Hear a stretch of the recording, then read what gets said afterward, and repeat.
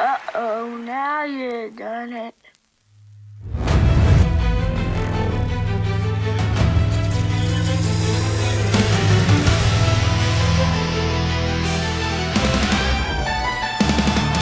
Overwatch and the Guardian, defenders of the truth.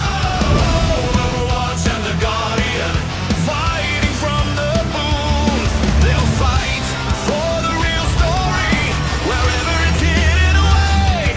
Overwatch and the Guardian, are there every day. It's Overwatch and the Guardian against the narrative. The enemy fighting to save the day. They never give up, they're always there, forcing the normies to take red pills every day. Overwatch and the Guardian, defenders of the truth. Overwatch and the Guardian, defenders of the truth. Overwatch and the Guardian is the code name for the team that won't quit. Its purpose to force the normies to swallow the red pill against the narrative. A ruthless force determined to keep everyone asleep. They broadcast the truth on Rumble, on clouds dropping red pills every week. Overwatch and the Guardian, the narrative is weak. We can't let it end like this! It's too late. Defenders of the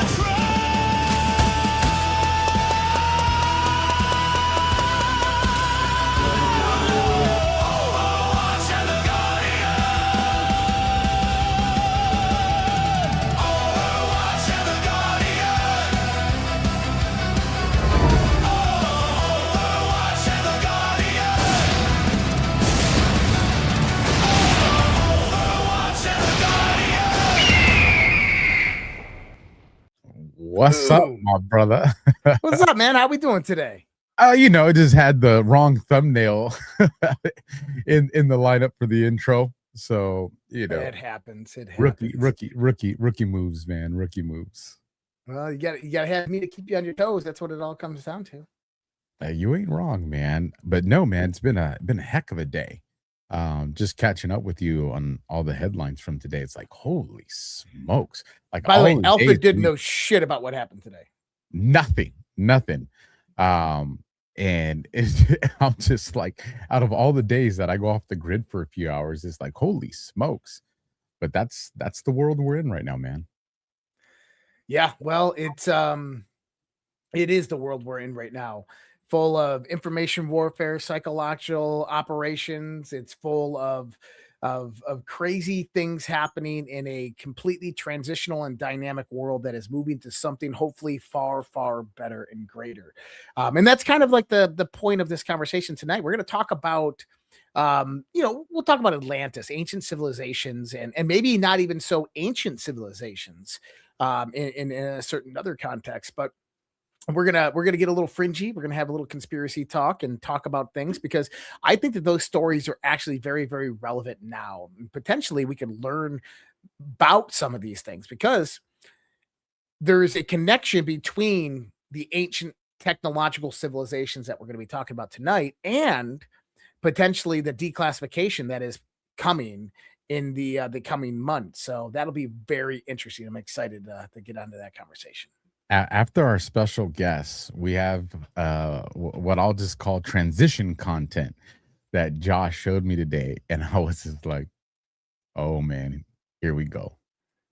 Here we go. If there was people still on the fence, this is like, okay, here we go. So you guys want to stick around after the special guest to get the insights before we get into this other stuff. You feel like running some ads real quick? Let me see here. I gotta go. You can go ahead and run yours. I'll do mine late. That's fine. All right, let's give Rumble some love. Remember, when you guys hear Josh, go to Josh's description, and you'll see it in his pin post, so you can love on his Rumble support over there. But while we're here, they can cancel your accounts. They've done it. Well, hold on. Start over right now. All right. They can cancel your accounts, freeze your cards, decide what you're allowed to buy, say, or support. Big banks and financial institutions have total control and they use it. That's why financial independence matters more now than ever. Introducing Rumble Wallet, a wallet built for real freedom. With Rumble Wallet, you control your money, not a bank, not a government, not a tech company. Buy digital assets like Tether, Tether Gold, and Bitcoin in one secure place. No permission, no middleman, no cancel button. And when you want to support creators you actually believe in, like these two guys, you can use the Rumble Wallet app to directly tip content creators securely, instantly, and without interference. You'll see that down on the left portion of your screen. This isn't a credit line that they can shut off. It's your wallet permanently. Yours to protect your future, yours to protect your family. When the system fails, when institutions turn on the people, when financial sovereignty is the difference between security and vulnerability, Rumble Wallet isn't about politics. It's about freedom, ownership, and protecting what's yours. So take control today. Download Rumble Wallet now and step away from the big banks for good. True ownership, true protection, true financial freedom. Look at that. 2 birds, 1 stone. I like it. So I didn't have to run one because Alpha ran it for me. So there you go. That was So, perfect. Let's hit a home run with this introduction, brother. Well, so who we're about to bring up next, it's a woman I've been working with for about the last year. She's the founder of the Hosea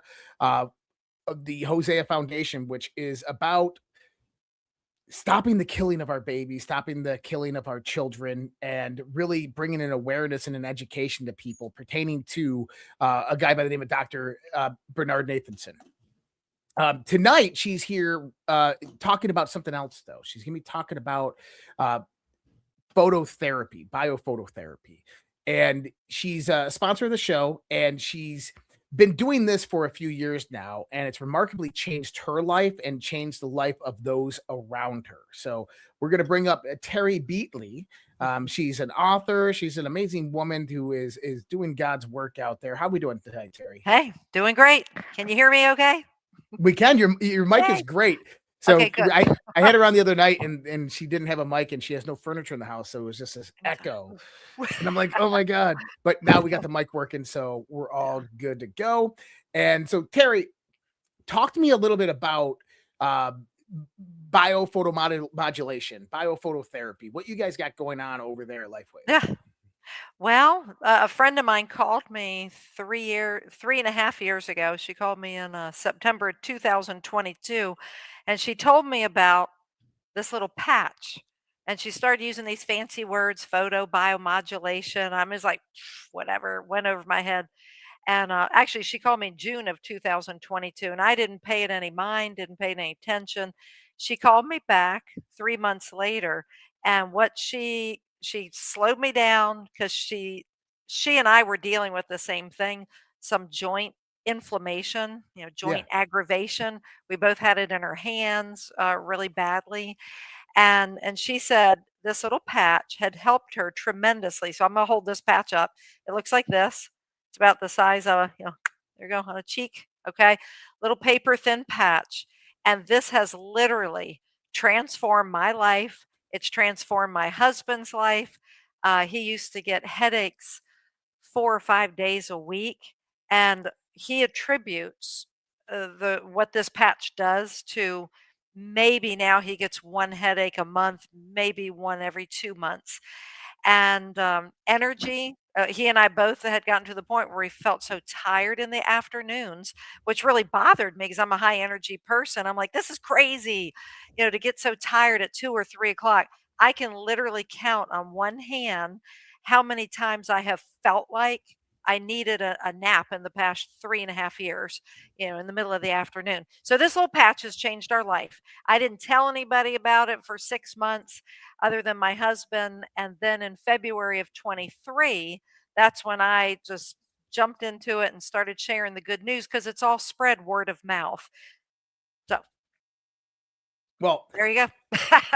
awesome. And tell me, how has it helped you guys? I mean, obviously, it's cured a lot of ailments and stuff like that. And what's the reaction that you've had from people pertaining to this? It has blown up like wildfire.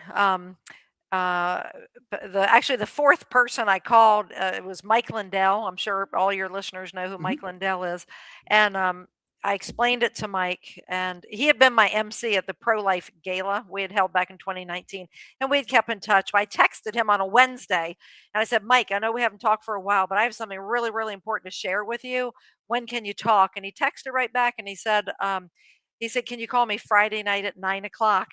And because my attitude was, wait a minute, if I'm going to start sharing the good news about this, I want to reach out to as many people as I can, and people, who have spheres of influence.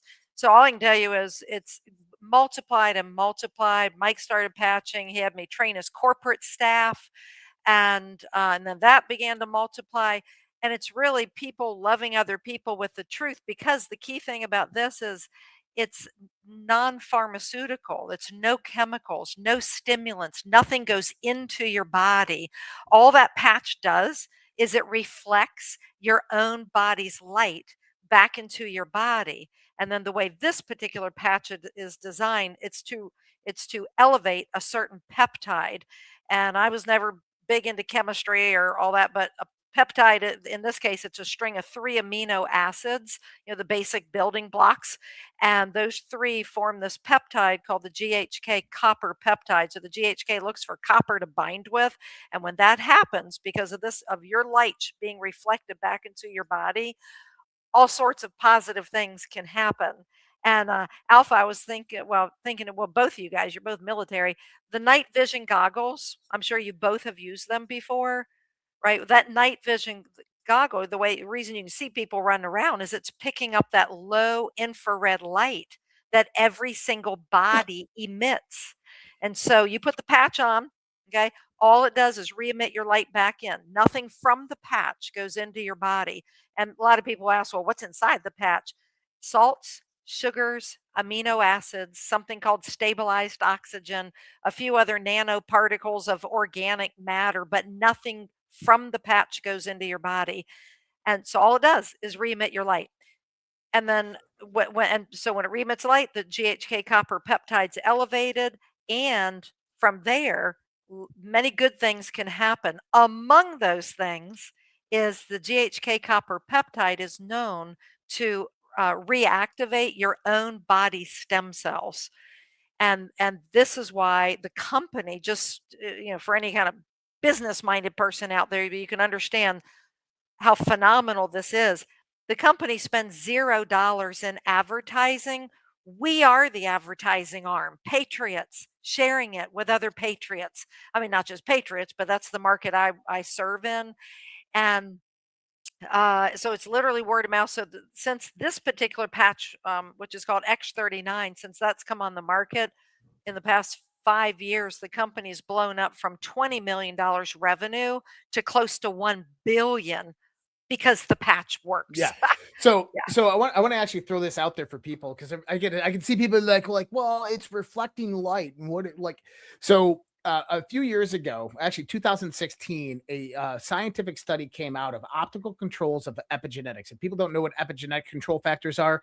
In your genes, we always used to think that your genes were controlled primarily through internal factors, that hereditary would be passed down and you would be like set in your genes, but that's actually not true. Is 98% of all gene expression is done through what's known as epigenetic control factors. This is environmental control factors.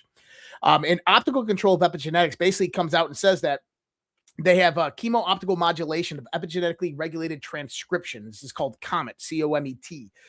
It's a conceptual approach that harnesses the strengths of small molecule inhibitors and optogenetic techniques to control epigenome using the light. In other words, the light becomes one of the most promising and effective biomodulators in the world. It is. And if you don't It's believe me, huge. we talk about this all the time, is that blue light in your office at night, like I got one I got to swap out right there. It produces inflammation in your body. It deregulates hormone production.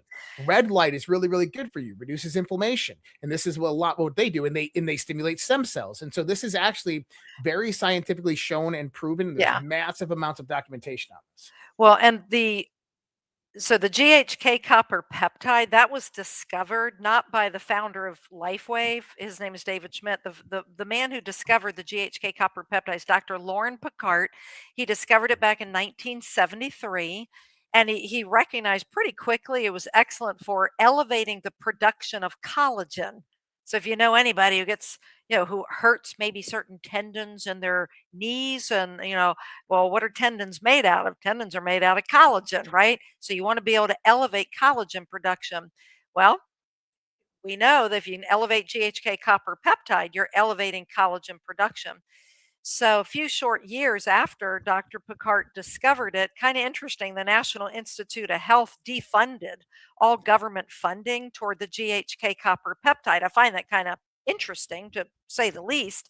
And then if you look on the back of Dr. Picard's book, which that would be pretty cool if you pulled that up, Josh, you can find it on Amazon, but neither here nor there. And this is separate from LifeWave, because LifeWave makes absolutely no claims of healing, diagnosing, curing, preventing any type of disease. We're not allowed to do that, and we don't do that.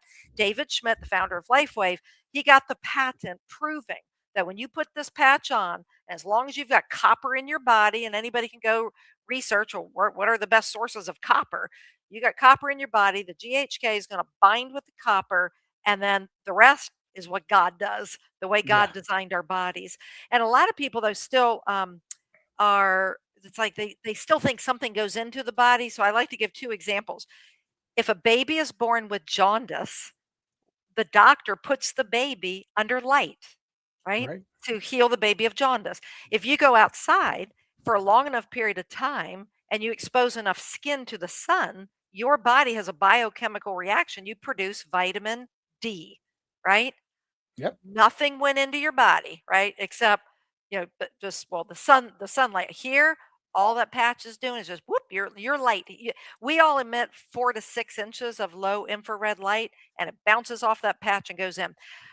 Like I said, my husband used to, I mean, he would say, this is his own personal testimony, for him, pretty much no more headaches. The other thing he used to always get with the seasonal changes, because he's a deer hunter and he likes fishing, and he would always get seasonal headaches and the sinus infect gone.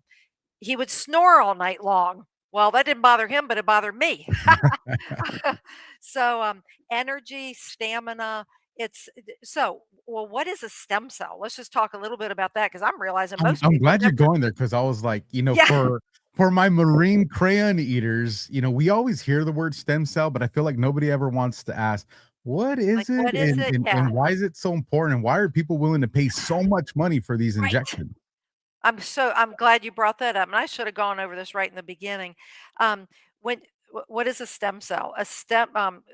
God gives us stem cells. When a baby's born with about 1 billion stem cells. So babies and teenagers, they have lots and lots of stem cells. A stem cell is a cell that can turn into whatever your body needs. So stem cells are the building blocks of bones, tissues, organs, your immune system. So whatever your body needs, the stem cell, if it's let's just call it awaken, okay? Because what happens by the time you're 30, 35 years old, about, this is just a guesstimate, about 50% of your stem cells, they're still there, they're dormant. So I kind of look at it as they're sleeping on the job, and they need to be reactivated.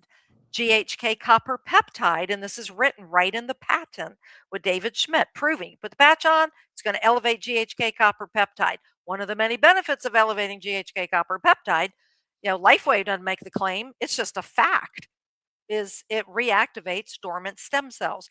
So they're called pluripotent stem cells. Pluri meaning many, potent meaning so strong. So they turn into what your body needs. Um, the testimonies are phenomenal. Okay, but again, I always They're have to coming give. right in the chat too. I mean, I can see people like, I love White Flave. I use it every day. LifeWave's Yeah, amazing. It's changed my life. They're yeah. saying it in the chat right now. Well, and I want to get this monkey out of the box really quickly. LifeWave is only marketed through direct people like the three of us plus all of your listeners. Okay. So anybody listening to this show and you're hearing about LifeWave, you want to get signed up under Alpha or Josh. If you see it marketed any other place.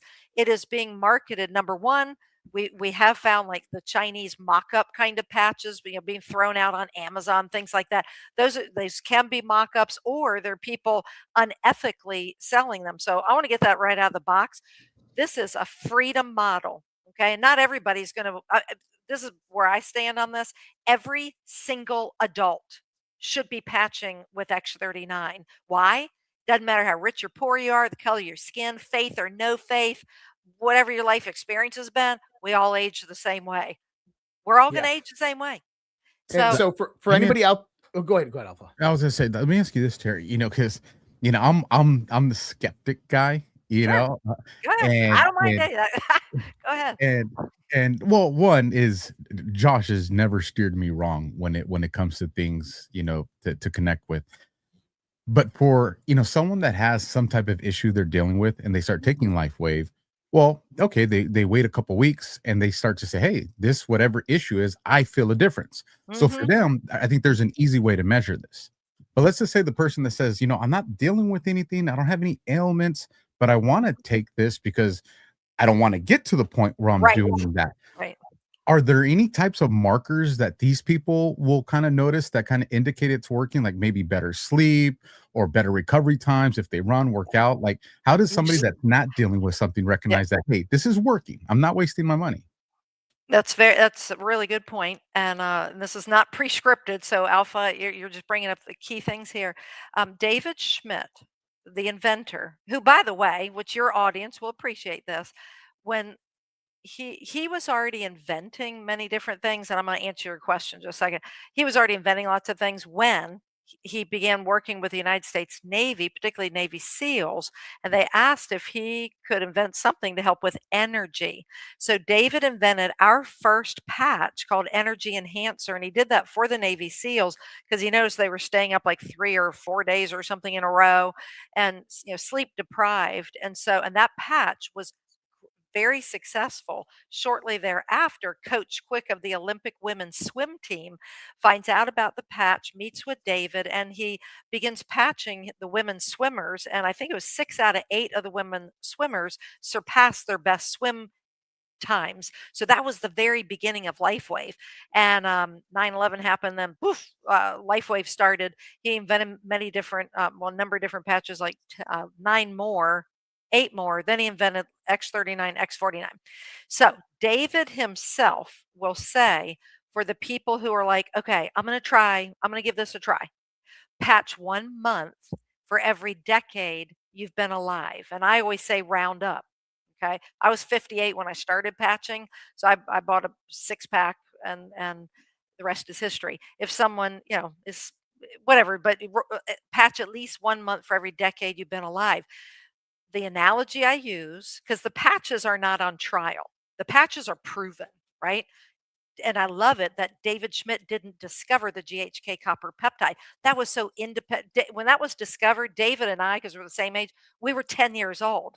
And Dr. Picard studied the GHK copper peptide for 50 years on his own with no government funding because, it's like of no possible, human benefit. So patch 1 month for every decade you've been alive. And you're absolutely right. Because just like you don't wait for the oil light to come on in your car. Our bodies are the same way. We want to keep our stem cells activated. And if you look at the back of Dr. Picard's book, like if you go onto Amazon and you do you flip that book over, it's a whole list of the benefits of elevating GHK copper peptide. But anyway, you want to patch 1 month for every decade you've been alive, and keep a little journal, because a lot of little aches and pains, and many times it's sleep. Some people will say, gosh, Tara, I haven't really seen or felt anything yet. And I'll say, well, what about your sleep pattern? You said that you used to hit the pillow and you'd stare at the ceiling for 2 hours. Like, oh, that's right. Oh my gosh, I haven't been doing that in weeks.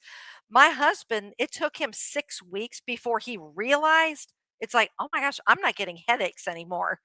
Okay. So what's This is better? wild. One of No, the it's persons, awesome. And I wish I could share like all the like crazy phenomenal testimonies, but well, I I'm looking can't. at the chat, and you probably saw this one too, Josh. I'll bring it on the screen to share everybody. So Jerry Collier 219 over on YouTube says pain was gone in hours. That's crazy. Yeah. There's somebody, well, somebody that everybody knows is somebody else. He had somebody at his office who had broken her neck in 2 car accidents, and the doctors had put a plate in her neck, and, that aggravation level was off the charts, and they were recommending she just take some pain relievers, like the kind you get addicted to, and she's like, "Nope, not going to." Well, we actually have another patch, not to complicate things, but we have one that's specific for that P word that you just named, and that woman had had that P word for 2 years intense. They put that on the back of her neck, and it was gone in about 1 minute, because Man, that P word is a breakdown of electrical flow. So if you can reestablish the electrical flow many times, that aggravation will go Mhm. away. I've seen is this phenomenal things. So, and I want to mention, if any, we're having a Zoom call, because I could like talk about this forever, but that's Yeah, not why people are on the call. actually Saturday. Saturday, yeah, Saturday at 10 p.m., 10 a.m. Central, 11 Eastern. I'm going to do more of an educational Zoom call, and Josh and Alpha, if you're interested in that, can send you all the Zoom link, and I can answer your questions. It'll be, a little bit more personal, one on one, with the group. So I hope lots of people join the Zoom call. Um, that was one thing I wanted to mention. The other thing, if people are like, "Oh my gosh, I want to sign up under Alpha or Josh tonight," they're going to be, or I guess it's maybe already posted, but I want to recommend something because I didn't make this clear the other night with Josh. I highly recommend you come on as what's called a preferred customer plus, and you can cancel at any time.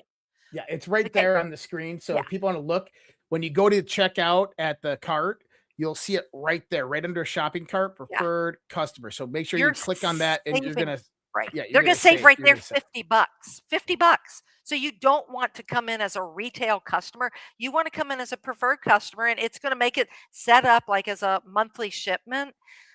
If you're not happy, you can cancel at any time. But I hate for anybody to pay the extra $50. You can come in as like a wholesale preferred customer, so it ends up being $99.95 a month. The, when my daughter, who's now 27, we had lived in a moldy house, and I'm going to tell you all in your listening audience, okay? My daughter was so ill from 12 to 22 years old.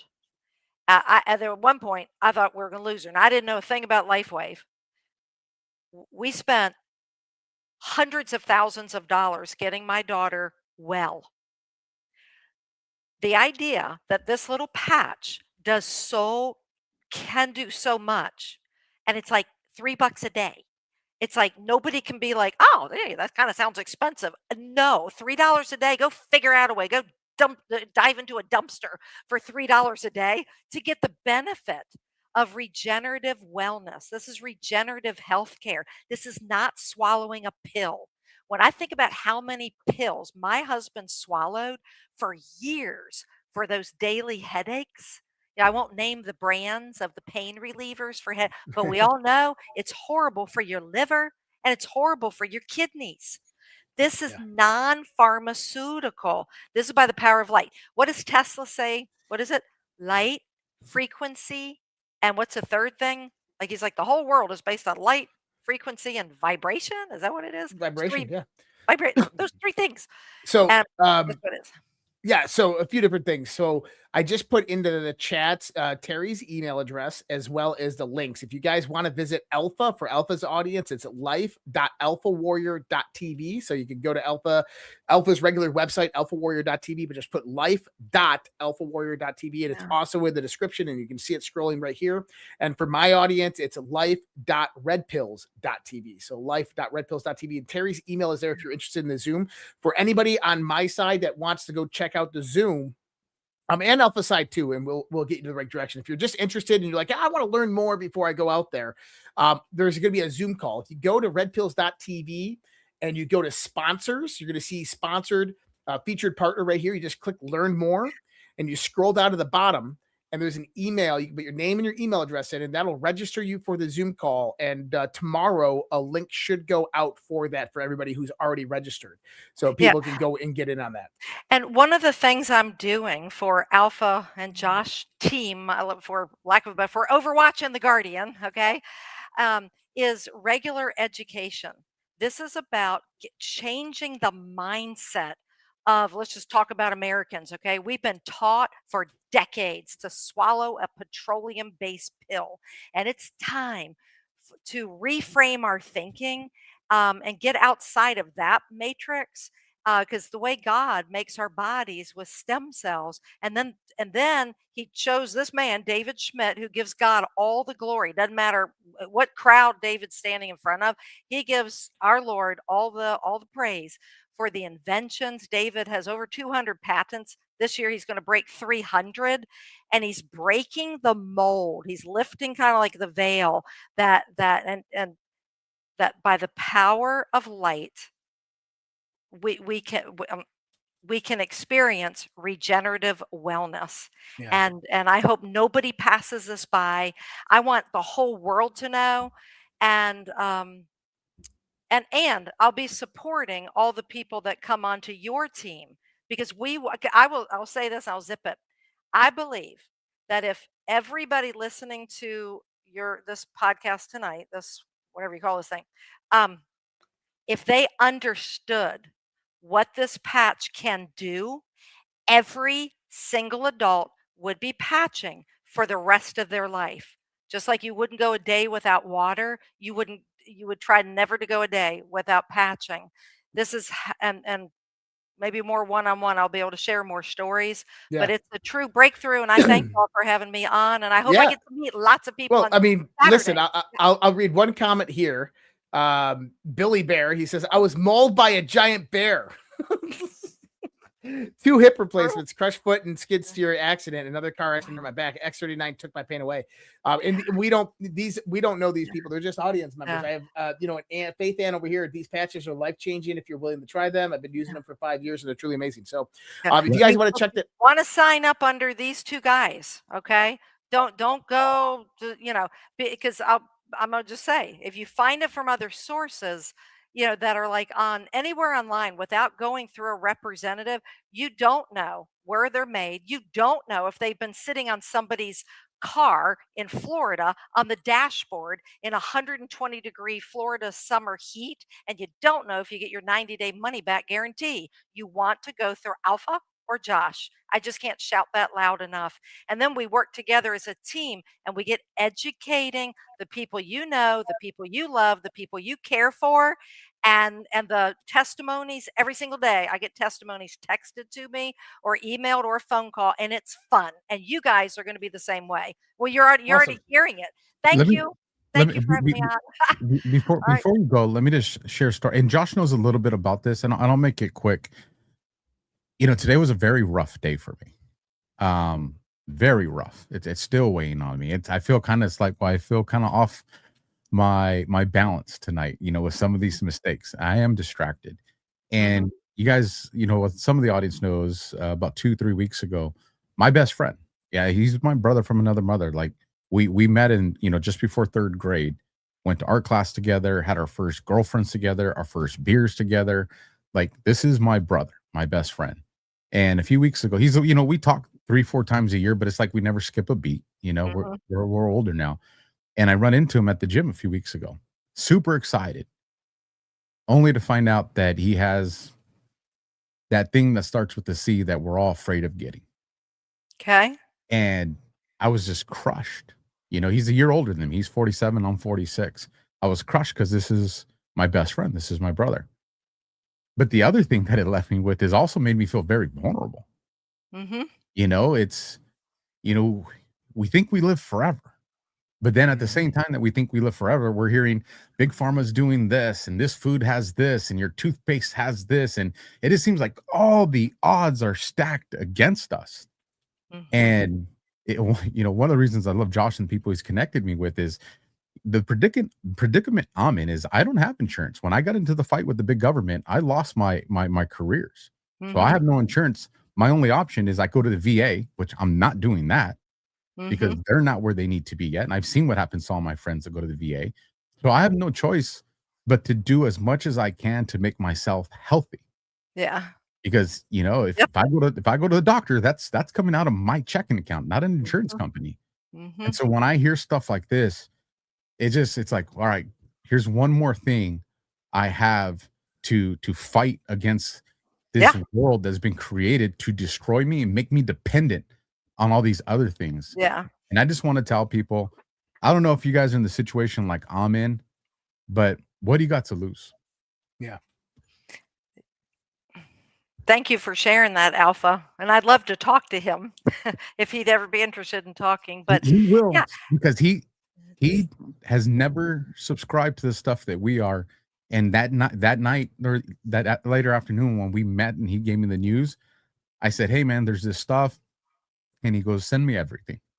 yeah, And I mean, we're in the gym, you know, he's trying to be tough and I'm trying to be tough, but there was a lot of hurt. There's a lot of hurt right there.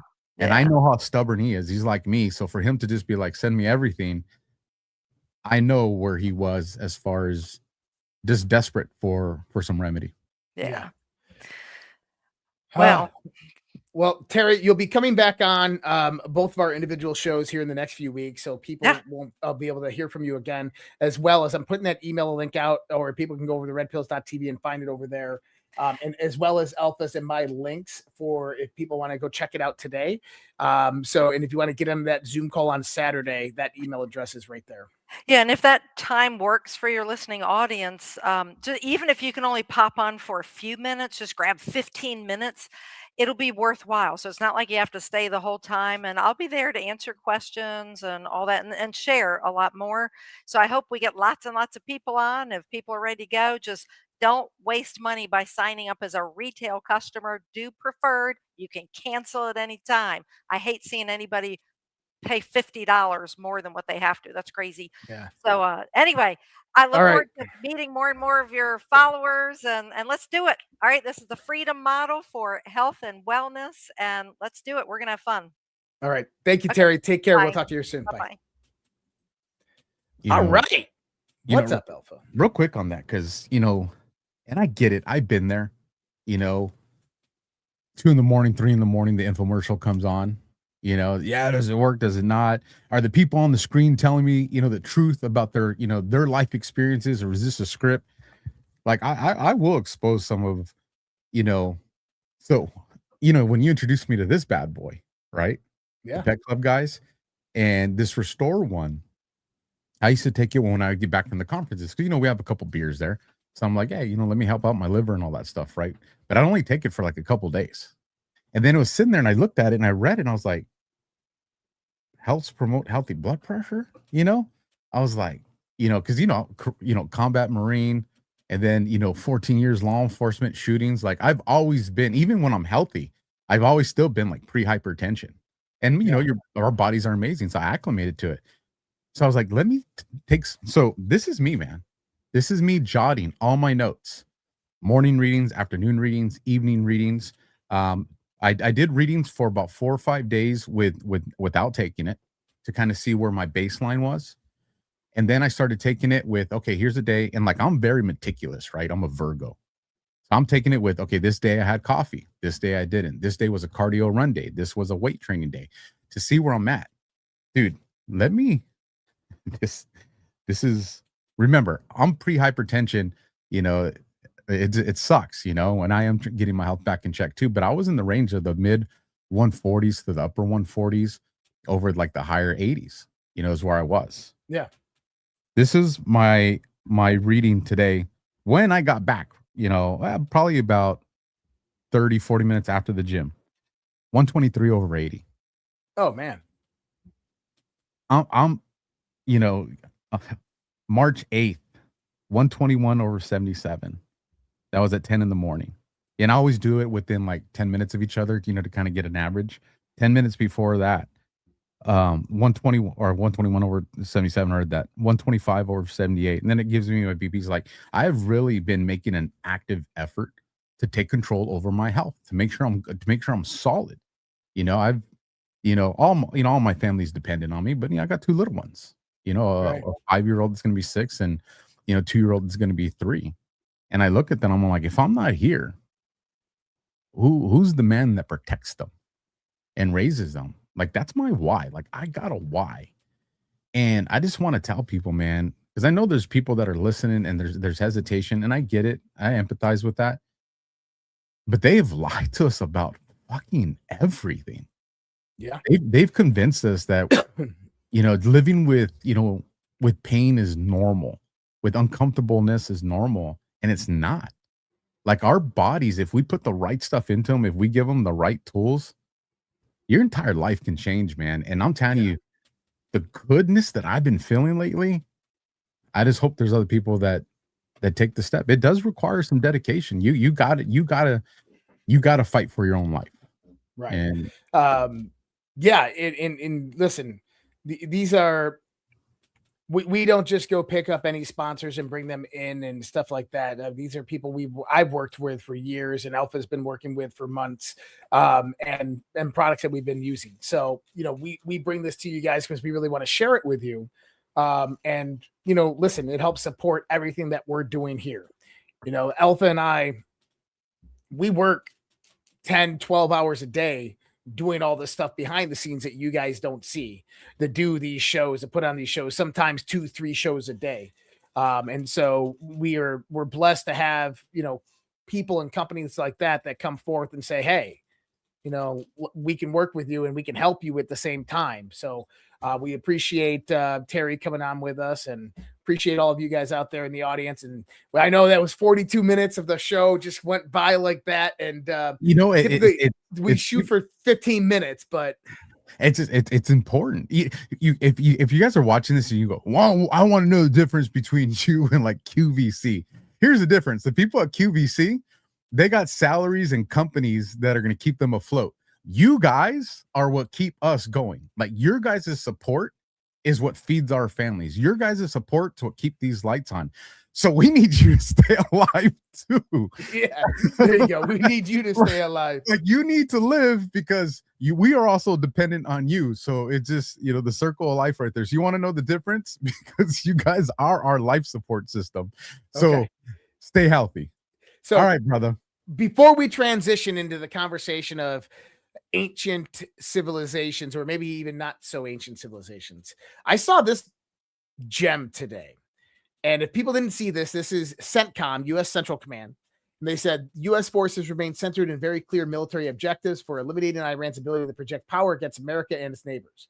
And they posted this video. I'm not going to play the whole video. I stopped it at the 17-second mark. And when you look down here on the screen, the 17-second mark, what is that, Alpha?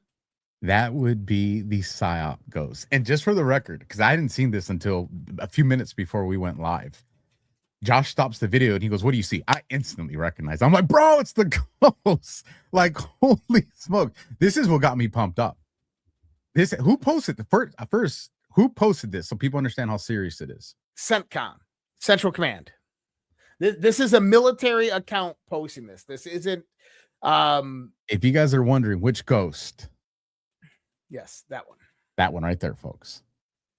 And by the way, the timestamp of the video is 1 minute and 33 seconds. And I think that this actually makes a lot of sense. Hard to swallow, important progress. Who are the puppet masters? House of Saud, 4 trillion, Rothschild, Soros. Focus on above 3, public wealth disclosures. Many governments of the world feed the eye. Think slush funds, think war, think environmental pacts. Triangle has 3 sides. Eye of Providence, follow bloodlines. What is Keystone? Does Satan exist? Does the thought of Satan exist? Who worships Satan? What is a cult? Epstein Island. What is a temple? What occurs in a temple? Worship. Why is a temple on the top of the mountains? How many levels might exist below? What is the significance of colors, design, and symbol from above the dome? Why is this relevant? Who are the puppet masters? Have the puppet masters traveled to this island? When? How often? Why? Vladimir Putin said the New World Order worships Satan. So, I look at these all in significance of the various different posts that we've seen from other government accounts over the course of the last few months. And we had Rig for Red, and then we had The Storm is coming, and then we had Patriots are in control, and now we get this little gem at 17 seconds. And what that tells me is that they know what they're doing. They know that as much as chaos as we see, they know what they're doing. And just in case you're new to this and you're like, what's the significance of 17 seconds? Go look up what the 17th letter of the alphabet is. That's right. And then you're gonna be like, oh, like, oh. So yeah, I mean, you showed me a couple interesting things today, but that one's the highlight. That's and I mean, you articulated it well here. If there was anybody that was on the fence about, are we interpreting this right? Are we just trying to make the puzzle pieces fit? Like, how do you respond to that? Are Yeah. you just going to call that coincidence number 20,000? Well, some people would. I mean, it's just coincidence, and okay. Firstly, I was in the Navy for 10 years. I've been on multiple different Navy ships, and I've never seen the 4th PSYOP Battalion, an Army thing, on a Navy ship. Never, ever. That's kind of odd. Just saying. Anyways, so lots of things happening in the world. We're not going to discuss Iran or any of that stuff tonight, the geopolitics of the world. This is kind of the night where we take a break from that and we kind of move on and talk about other types of things. And Alpha's like, can we talk about Atlantis? And I'm like, sure. I'm like, I know a little bit about it. Well, why don't you tell me what you know about Atlantis, Alpha? All right. So I'll start with the basic understanding that I have of it. And then I'll kind of add some stuff that I've heard people talking about that kind of got my interest. But my original understanding of Atlantis, from kid as I'm watching movies growing up to kind of into my young adulthood, into my later adulthood, was that Atlantis was this ancient civilization of, like Greek gods type stuff, right? Powerful people, live long. And that all of a sudden some bad guys show up. Don't know who the bad guys are, but some bad guys showed up. There was some type of war, and this land gets lost into the ocean. And modern man has been searching for this city because of the secrets and stuff that it holds, the treasures. So that's always just kind of been my understanding of it. I was like, okay, is this, this like Little Mermaid stuff, all the different movies that are out there growing up. That was my understanding. And then when I got into the social media world and started getting to these town halls, I started to hear these other people talking about things like, bringing up like Palladians and some other names of different, entities or beings or whatever that exists. And that this is, like who the Atlanteans were. And this wasn't like Greek gods mythology. Like this was technology. Like these people had like sophisticated technology, and that there was some type of like galactic war that destroyed this land and put it into the ocean. So that's kind of where I'm at. Okay. I love that. And I'm going to give a lot of people my thoughts on it and kind of the understanding that I have of it. So you have to look at the historical context of where these stories come from, because a lot of what you're talking about is actually a modern interpretation of it, right? So the original story of Atlantis is actually published in 2 great works by Plato, the Timaeus and the Critias. And in this, he talks about how Atlantis was a large island civilization located beyond the Strait of Gibraltar, extremely wealthy and technologically advanced for their time, and built in concentric ring cities.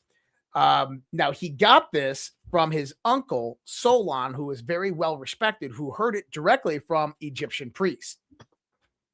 Now, that story was placed throughout history, and we heard about the Library of Alexandria, which was destroyed, and all of the records of Atlantis were destroyed.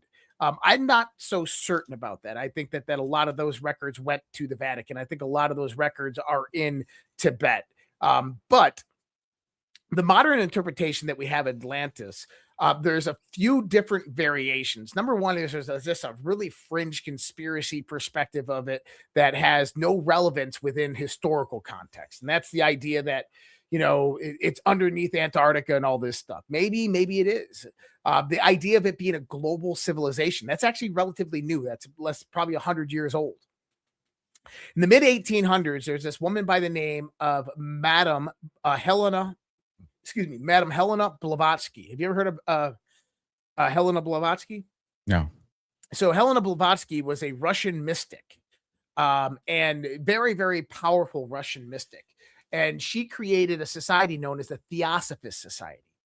And she used channeling of spirits or ancient Egyptian priests, or what she considered to be Atlantean priests, to kind of construct a lost history. Because even in the 19th century, humans believed that our history was lost, that our history was being hidden from us. And so she brought about kind of a lot of the modern lineage of highly advanced technologies, flying cars, cities of gold operating on the power of crystals.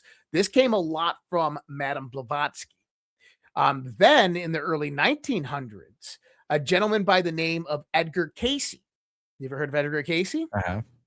So Edgar Casey was known as the sleeping prophet. He was a Christian pastor who would go into these trance-like states and have no recollection really of them afterwards.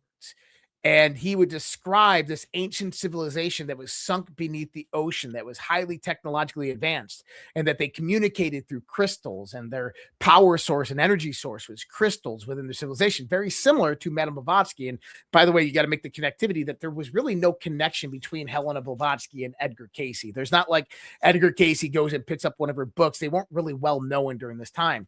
Can I interrupt? Can Yeah. I interrupt?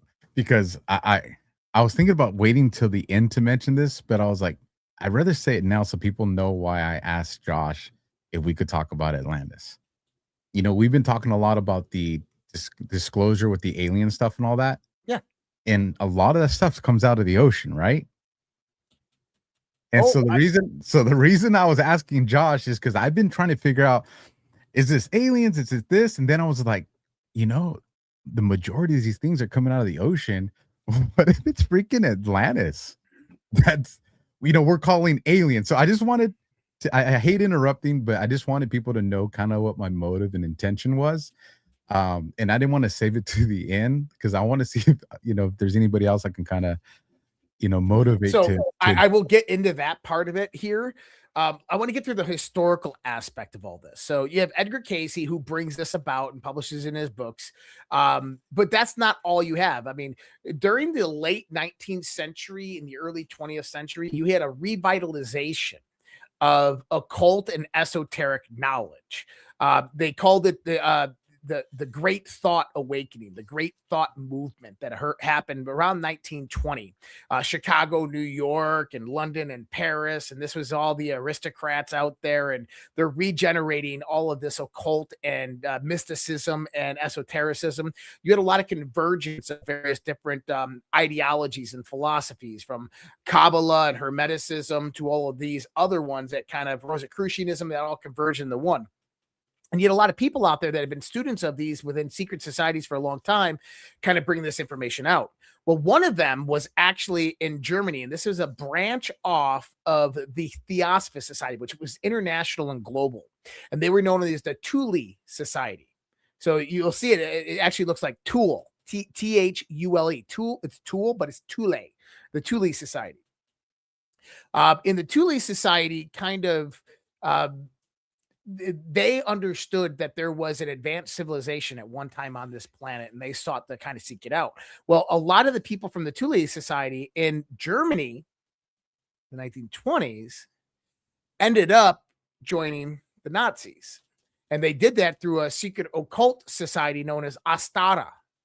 And Astara kind of translated into the SS under Heinrich Himmler, who was a member of Astara, and he formed the Ahnenerbe. And this was, the Ahnenerbe was a secret SS rank that Heinrich Himmler directed himself, that went around the planet searching for the origins of the Aryan race, for this ancient civilization. And this actually comes about with what's known as the Eureka telegraph. You ever heard of the Eureka telegraph?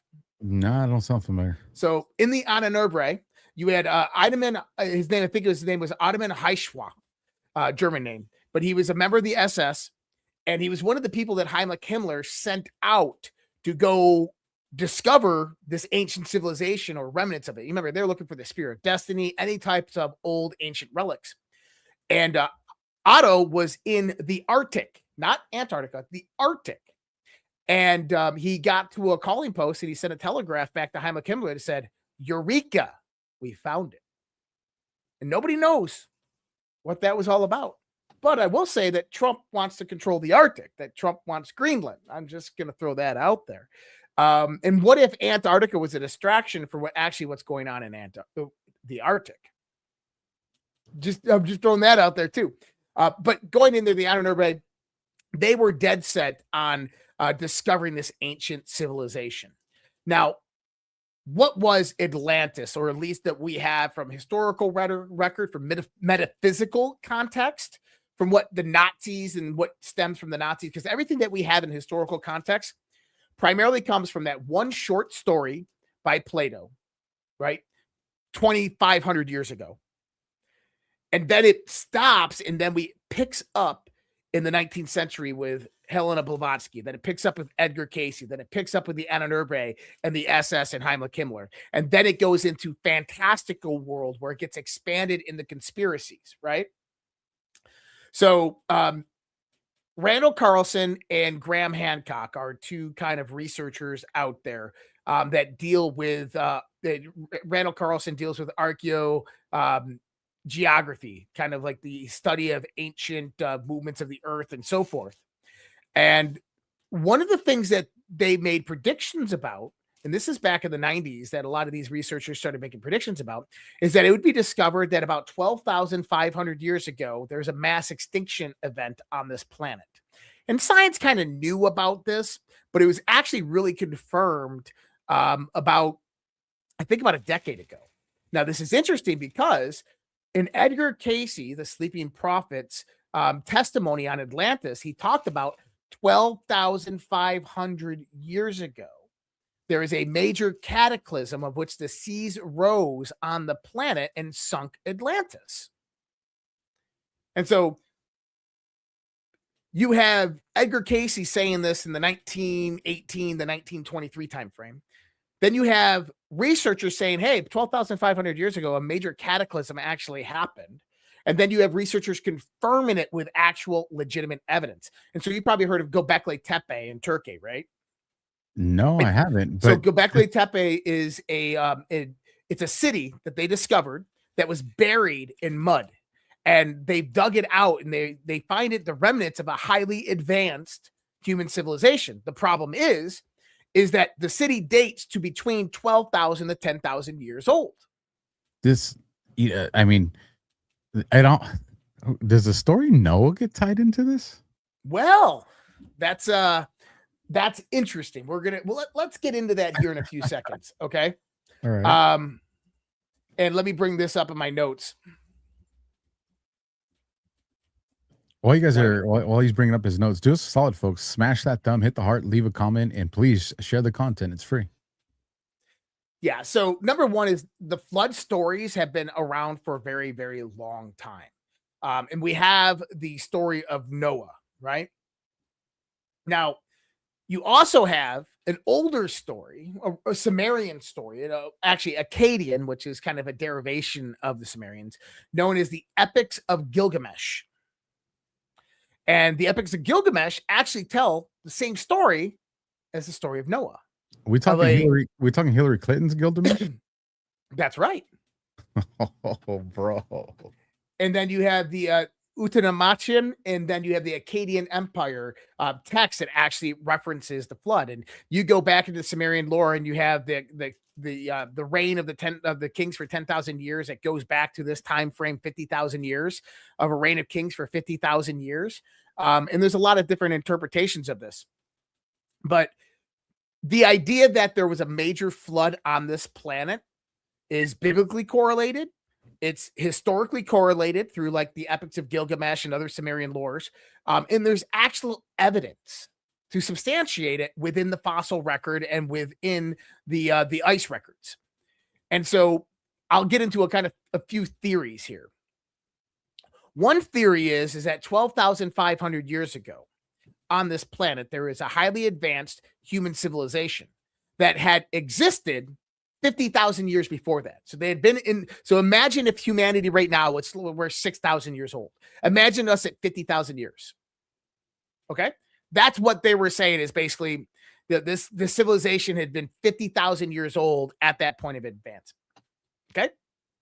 So imagine this civilization, and they believe that it was a global civilization, that all the pyramids on the planet, all of this were built by that. I actually disagree with that statement, because there's contextual story that arises in mythology that actually says that that's not true, that actually that happened afterwards.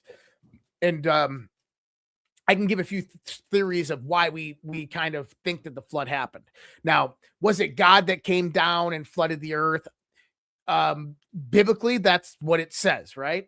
Contextually, that has been shown to be something else, that maybe there was a pole shift that caused the flood, or a massive solar event, or a comet that came in close to Earth. There's Thunderbolts of the Gods is a great documentary out there about the plasma and electric universe theory. And one of the things they look at is they look at the archaeological evidence of cave paintings and rock sculptures during this time of 20,000 years ago, 10,000 years ago. And what they find is a lot of lightning bolt symbology. And they depict this as actually plasma channels that are in and around Earth, as if a comet went by Earth and produces massive electrical discharges with the Earth. Now, this actually makes sense, because you had in the 19th century or 20th century, you had a Russian scientist by the name of Immanuel Velikovsky. And where are we? By the name of Immanuel Velikovsky, who wrote a book called Worlds in Collision.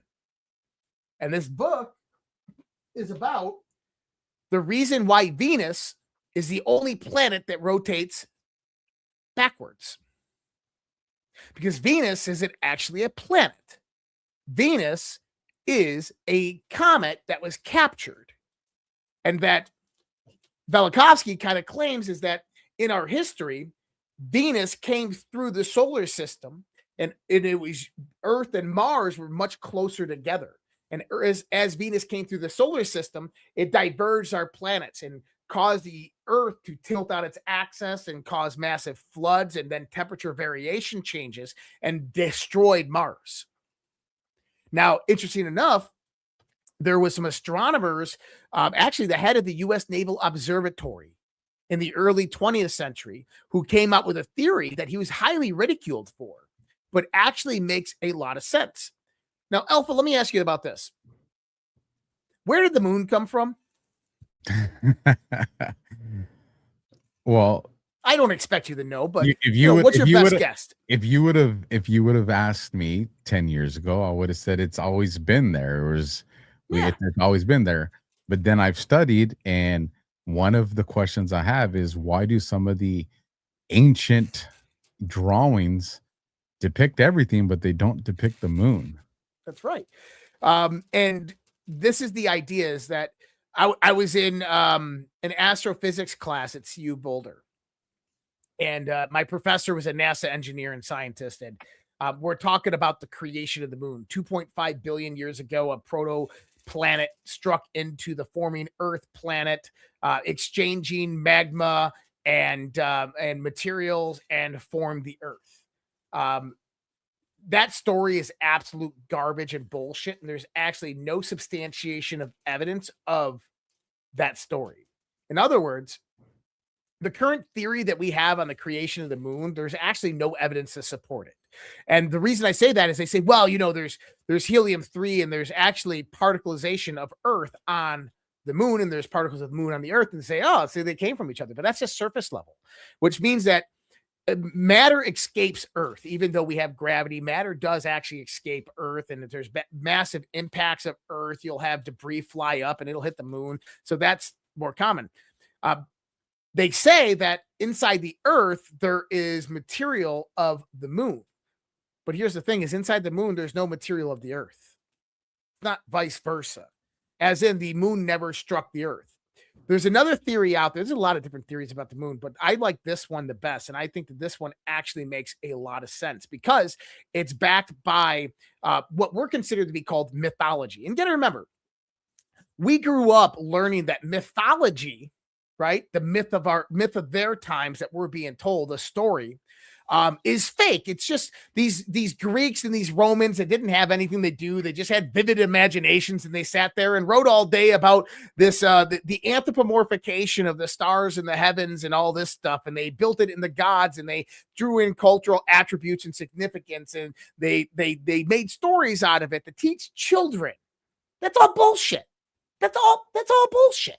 That's okay. Number one is, yes, it was an anthropomorphication. An anthropomorphication means to bring down from heaven and make inconsiderable to man. And in other words, is that when I have a constellation in the sky and I'm trying to record that constellation, I will give it a human attribute. So I'll say that this is Zeus, and Zeus has these attributes, right? An archetypical nature.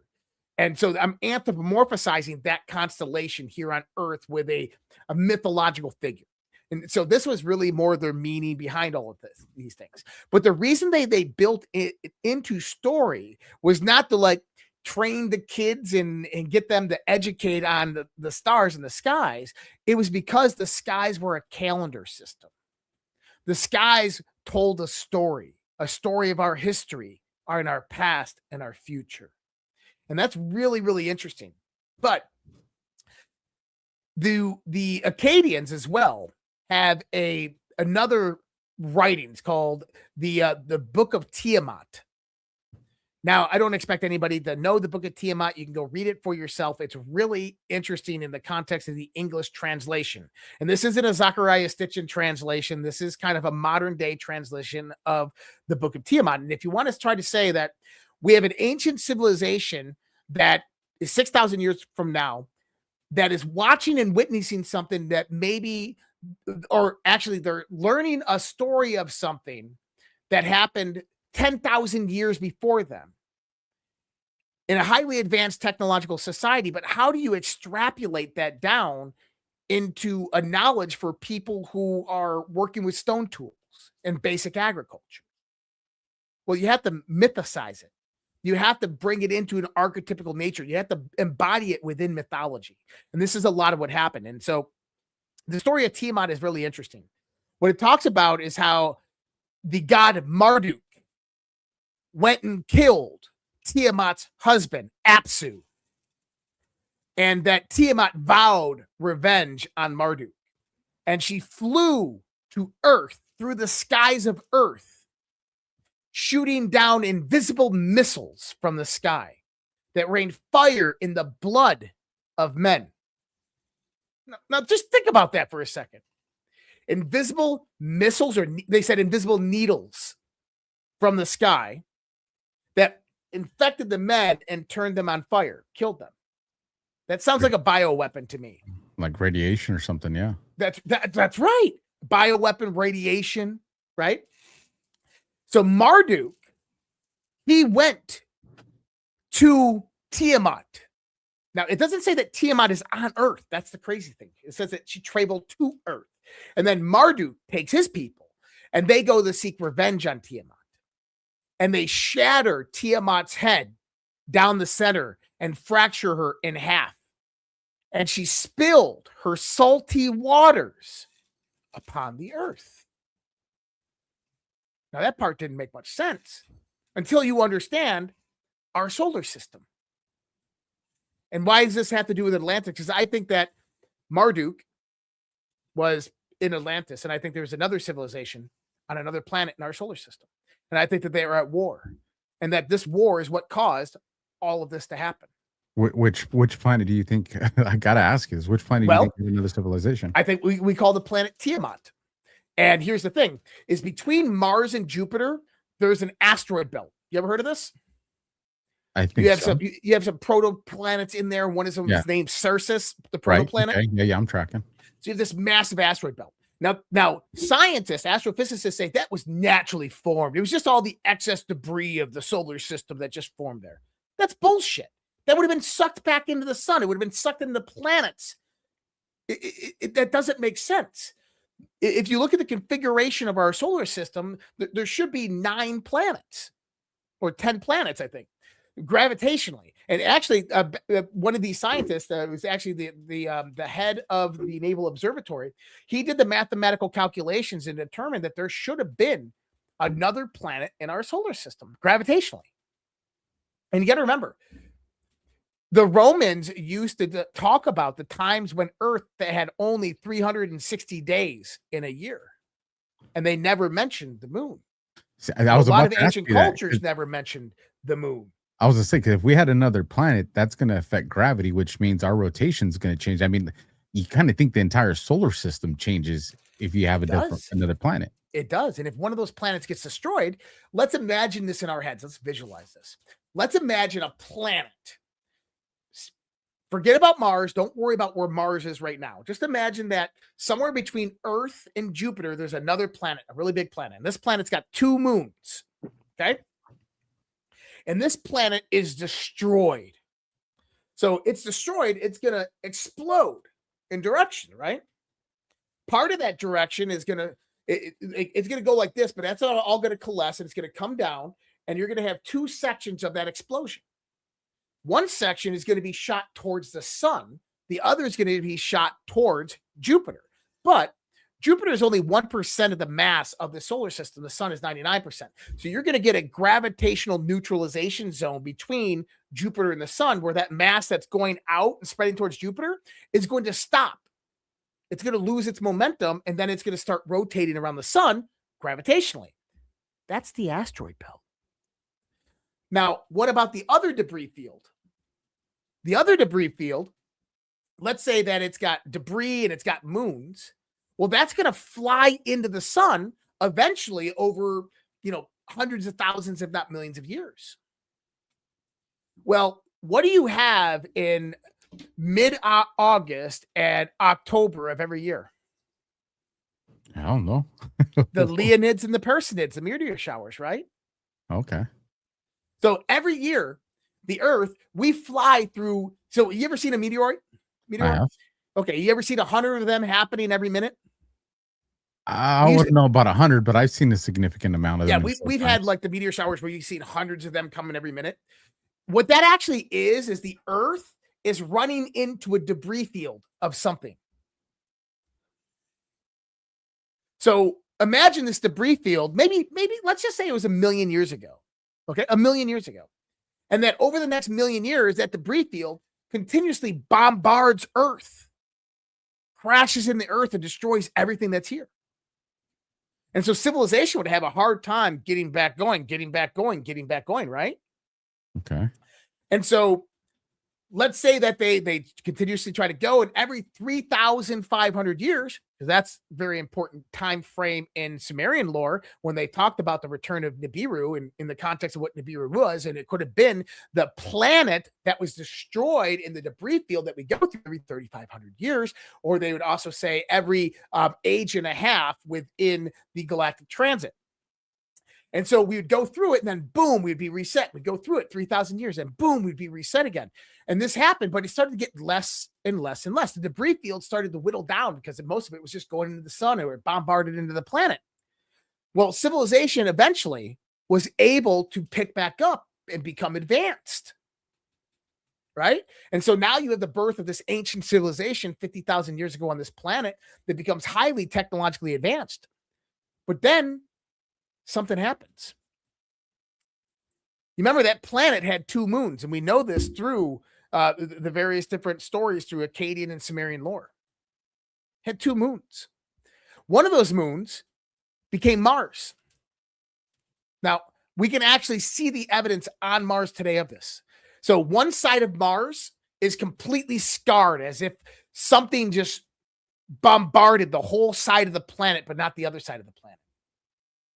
In the atmosphere of Mars is cesium-129, which only happens after a nuclear explosion. But the cesium does not exist in the surface. It only exists in the atmosphere, which says that the nuclear explosion was in the atmosphere or outside the planet, not inside the planet. The other side of Mars is completely fine. Now, that's interesting.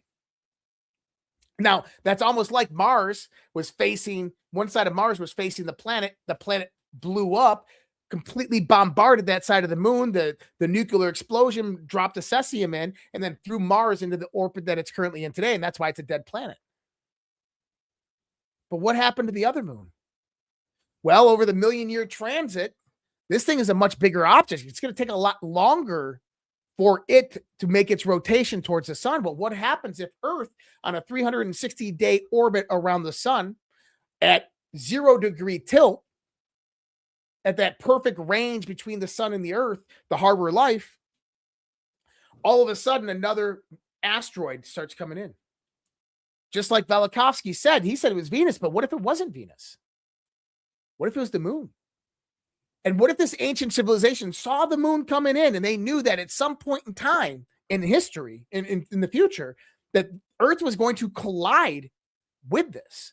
Now, this is really interesting because in various parts of mythology, I was talking about with the Thunderbolts of the God, they talk about the plasma discharges. They talk about the symbolic relationship of Earth and another object in the sky. And in various different Abrahamic religions, they talk about the morning sun, the morning light, the bringer of light, the morning sun, something that was Lucifer who shone in the sky brighter than God. So brighter than the star in the sky, this thing shone. And it shunned for generations. In other words, if we had a massive moon-sized comet in the sky, it would shine incredibly bright in the sky. And as it got closer to the Earth, it would start exchanging electromagnetic and plasma discharges. Okay, so what happens then if the Earth and the Earth going around the sun and the moon's like this, and all of a sudden they started to collide? Well, guess what's going to happen? Gravitationally, the polar tops will begin to tilt towards each other. Well, guess what? The Earth is 23.5 degrees tilted, is it not? So both of them would begin to tilt towards each other, and they would be a convergence and then a gravitational rebalancing. But as that convergence happens, the waters and everything on the planet would all rise up and flood the whole planet and crash down. It'd be complete reconfiguration of the planetary surface. Of the water would absolutely wipe over all the land.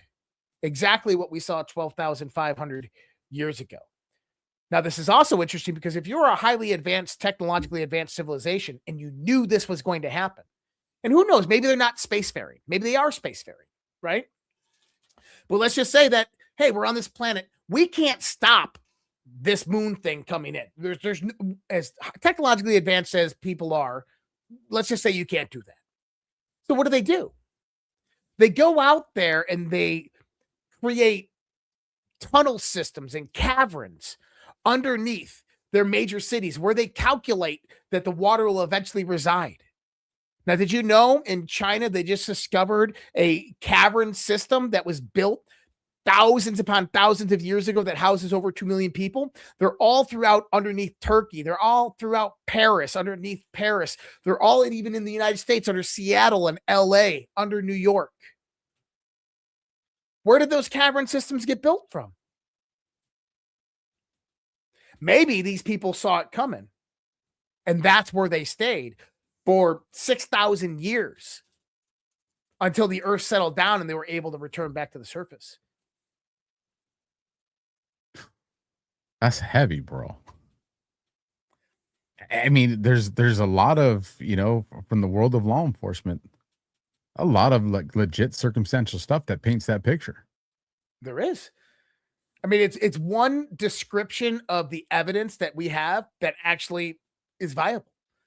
And here's the thing is, science is like, oh my God, that's just so conspiracy oriented. Like, mythology isn't real. Like, you guys are fucking idiots. Like, yes, they were talking about very, very real things. And now, by the way, in the old calendars, do you know when the first of the year was? We've talked about this. I don't remember, but we've April 5th. April 5th. And that was the first of the year. That was interesting because it used to be April 1st. It used to be April 1st, and it was changed to April 5th. And what they did is gave 5 days of debauchery and mourning, or 5 days of celebration, but it was really remembrance of the tragedy. And then those people that still celebrated on April 1st, they call them fools. And that's where you get April Fool's Day. But our planet used to have only 360 days. And so the ones that would still celebrate on April 1st, they always looked at it as 360 days, but the 5 days were actually ejected out of the old calendar to make it 360 days. Now we just add that quarter day rotation every month. So there are lots of indications of an ancient advanced civilization on this planet. Now, my brain starts to think about this. Let's say that Atlantis was very, very real. They were a 50,000-year-old civilization on this planet. They were highly technologically advanced. They had spacecraft and they had traveling craft or whatnot. Now we have to go into other types of books. Now, you've heard of the Book of Enoch, right? Uh-huh. Okay. Now, the Book of Enoch talks about how man lived with other advanced beings on this planet, right? Giants and the Nephilim, right? Now, just for a moment, everybody out there, remove the religious component. Okay? Remove the religious component. Let's just say that this is a highly advanced human race that's living with other races of beings from somewhere else or that exist here. Right? And maybe they're not all good friends. Who knows? Now go to some of the oldest stories known to man. So the two most ancient writings on for humanity are Proto-Hebrew and Sanskrit. And they're both really interesting languages because this is kind of interesting. I want you to see if you can catch on to this. In Hebrew and Sanskrit, both languages, number one is they obviously have a verbal dictation, right? I can speak the word. But not only does that, I can write it, and that writing has a mathematical context, it has a musical notation, and it has a symbolic representation. One symbol in Sanskrit, you could write books in English on. Okay? In other words, 5,000 years ago, when we came into the Fertile Crescent and started civilization, the languages we brought with us were far more advanced than the languages we have now. So language has de-evolved for the last 500 years, 5,000 years. That doesn't make any sense, but it's true. And then you get civilizations or you get cultures like the Hebrews or the Jewish people who preserve their language. They did it for a reason. That language is incredibly powerful, and just like Latin or Sanskrit, incredibly powerful language.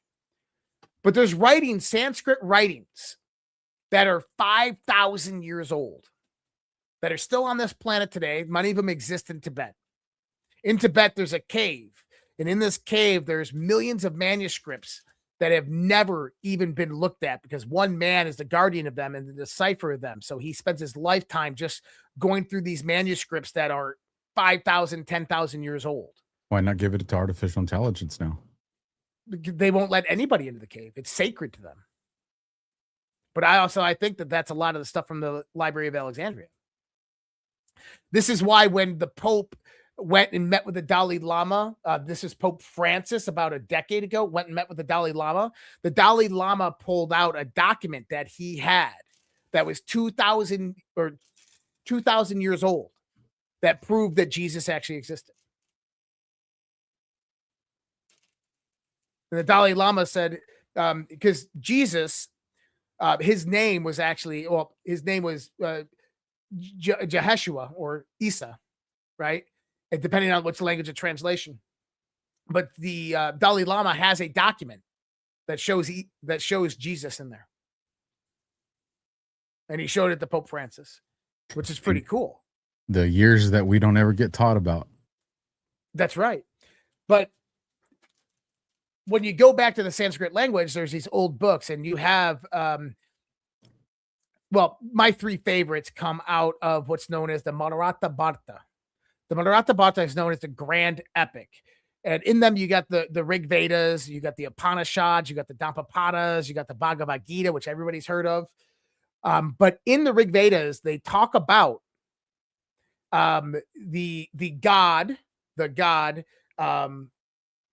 who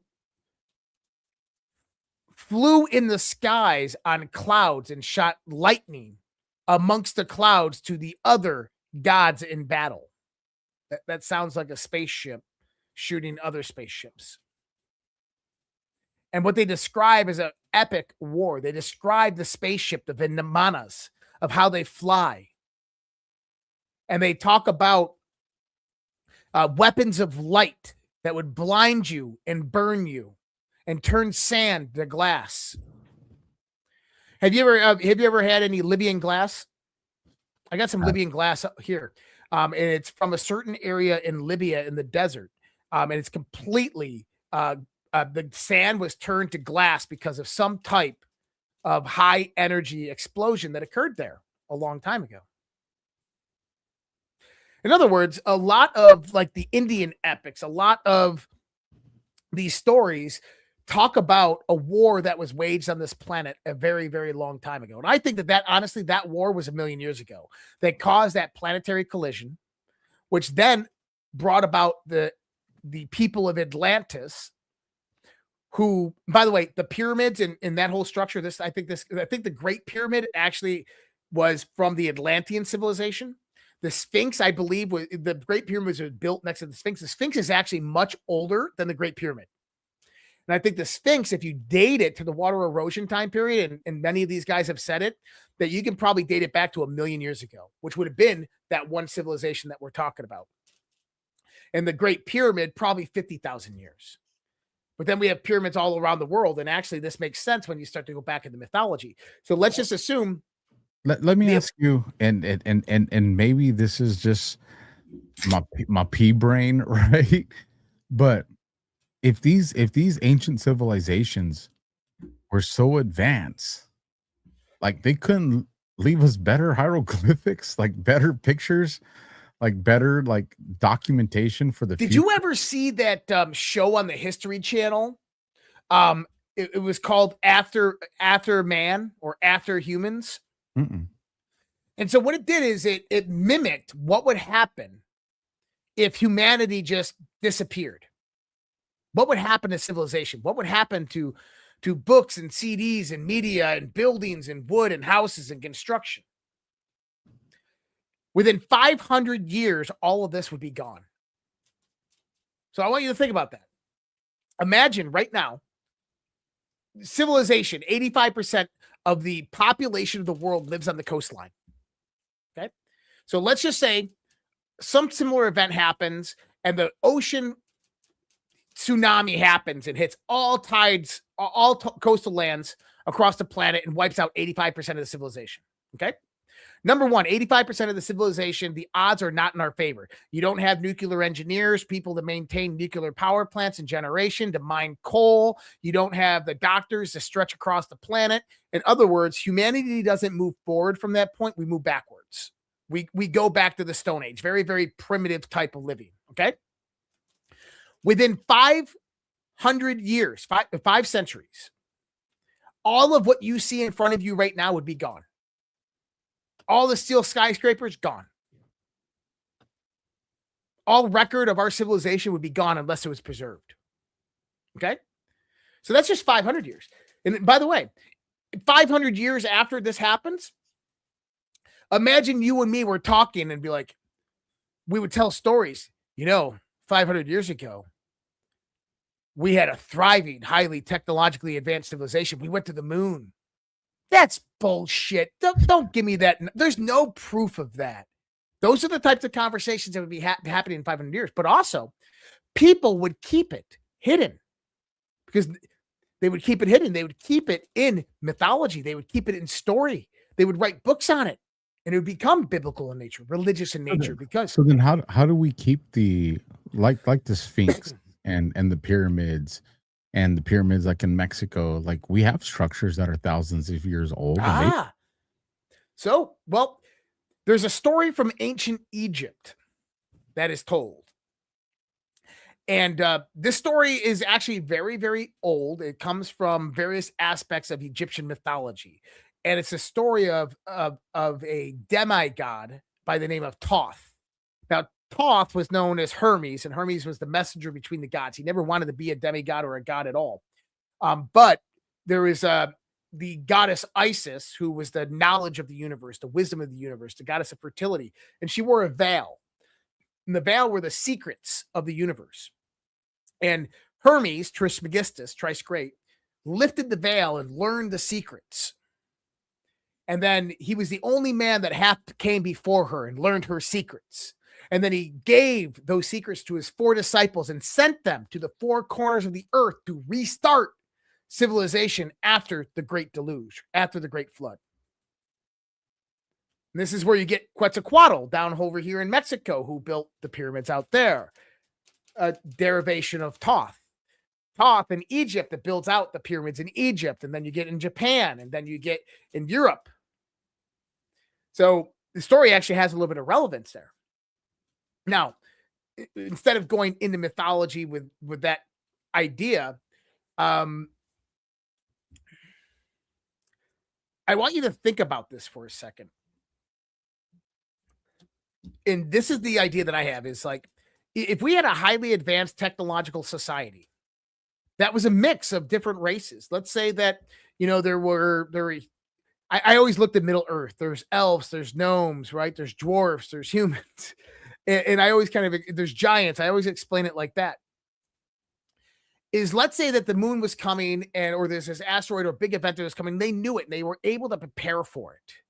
And they buried their cities so they would remember them. And they put their people in these cavern systems to survive it. And maybe they even put high levels of technology down in there. Right? What if after the Great Flood, the day, 100 years, so by the way, the Great Flood is, let's say the earth flooded. This isn't something that's gone tomorrow. The ocean waters just don't settle off tomorrow. It actually pushed the earth into an ice age, a mini ice age. And that ice age lasted 10,000 years. Right? So my thoughts are this, that they go down into their caverns and their caves, and maybe even some of them left planet and they're sitting up in their spaceships. They just didn't have enough spaceships to take the whole humanity out.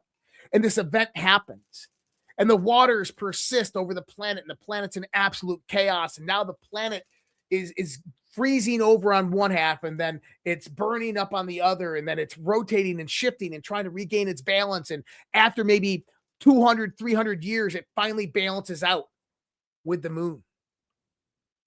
By that time, the ones that are sitting up in the spaceships, they're like, we better go find somewhere else to go live, right? And they take off. They go away.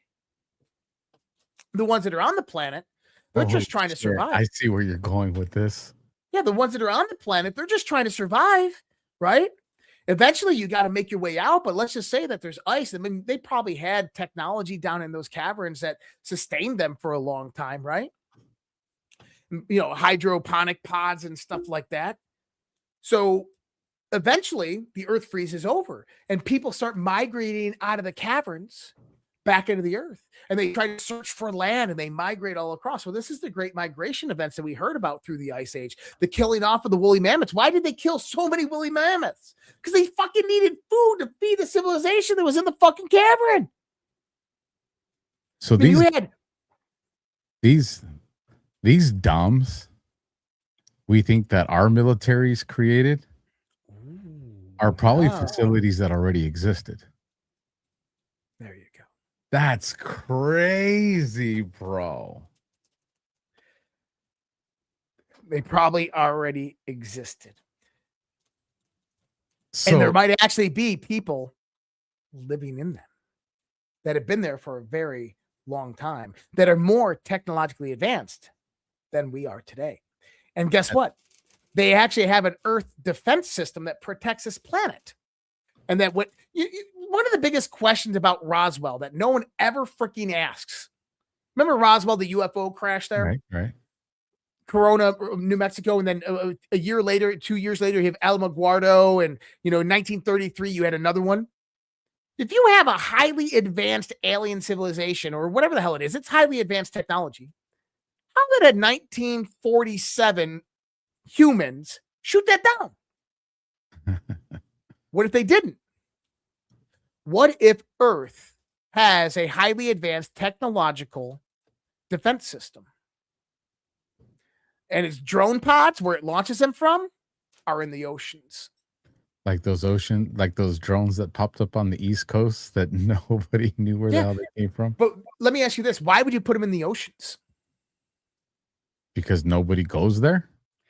Well, the oceans make up what percentage of the Earth? It's the largest percentage. What's That's it, right. like 70 some or 80 some percent? Yeah. So if you had a craft coming into the planet, the first points of detection from them are most likely going to be over ocean areas. And so this is where they're going to launch from. And so what they like, the drone ones that they find, you notice they look over our technology, but they never engage with us. But then we have UFOs that have gotten shot down. What's shooting them down? So what if there was actually a highly advanced human civilization that lived underground? And what happened is they were, let's just say during the ice age, they were stuck down there. That parts of humanity went back up to the surface and we found land and we were able to survive, but they were just stuck down there in these caverns underneath ice. And they had to wait 10,000 years for that ice to melt. And they come out and they see civilization in the Fertile Crescent that's got agriculture, they got language, and they've restarted again, but they're not advanced or very primitive. They don't even remember their history. What are you going to do? You can't go in there and be like, oh, by the way, guys, we got flying craft and shit. No, you're going to say, well, hold on. We got to allow them to kind of now progress naturally. We got to just step back and observe. And maybe a few of these people became teachers and went in there and they taught them, hey, I'm going to tell you a story, but you're not going to understand the technology. So I'm going to do it in mythology or in religion. And they teach these people these. And maybe they would go up to the mountain, they would meet one of these advanced people, and this is where they would get the information of how to restart civilization or what they do and how to form governments. The laws of Hammurabi, right? So Moses, Ezekiel was taken up by God above earth. And he looked down and in a flaming, if you look at the description of the chariot, that sounds like a UFO, bro. That's right. So they befriend Ezekiel and they say, hey, Ezekiel, listen, we're just like you, but we got technology that you haven't seen. And, humanity, they try to tell him the story, but he doesn't get it. They say, no, come with me. Get on my craft. Take him to the earth. Let me He's ask like, this question then, and I know this calls for speculation, but why wait so long?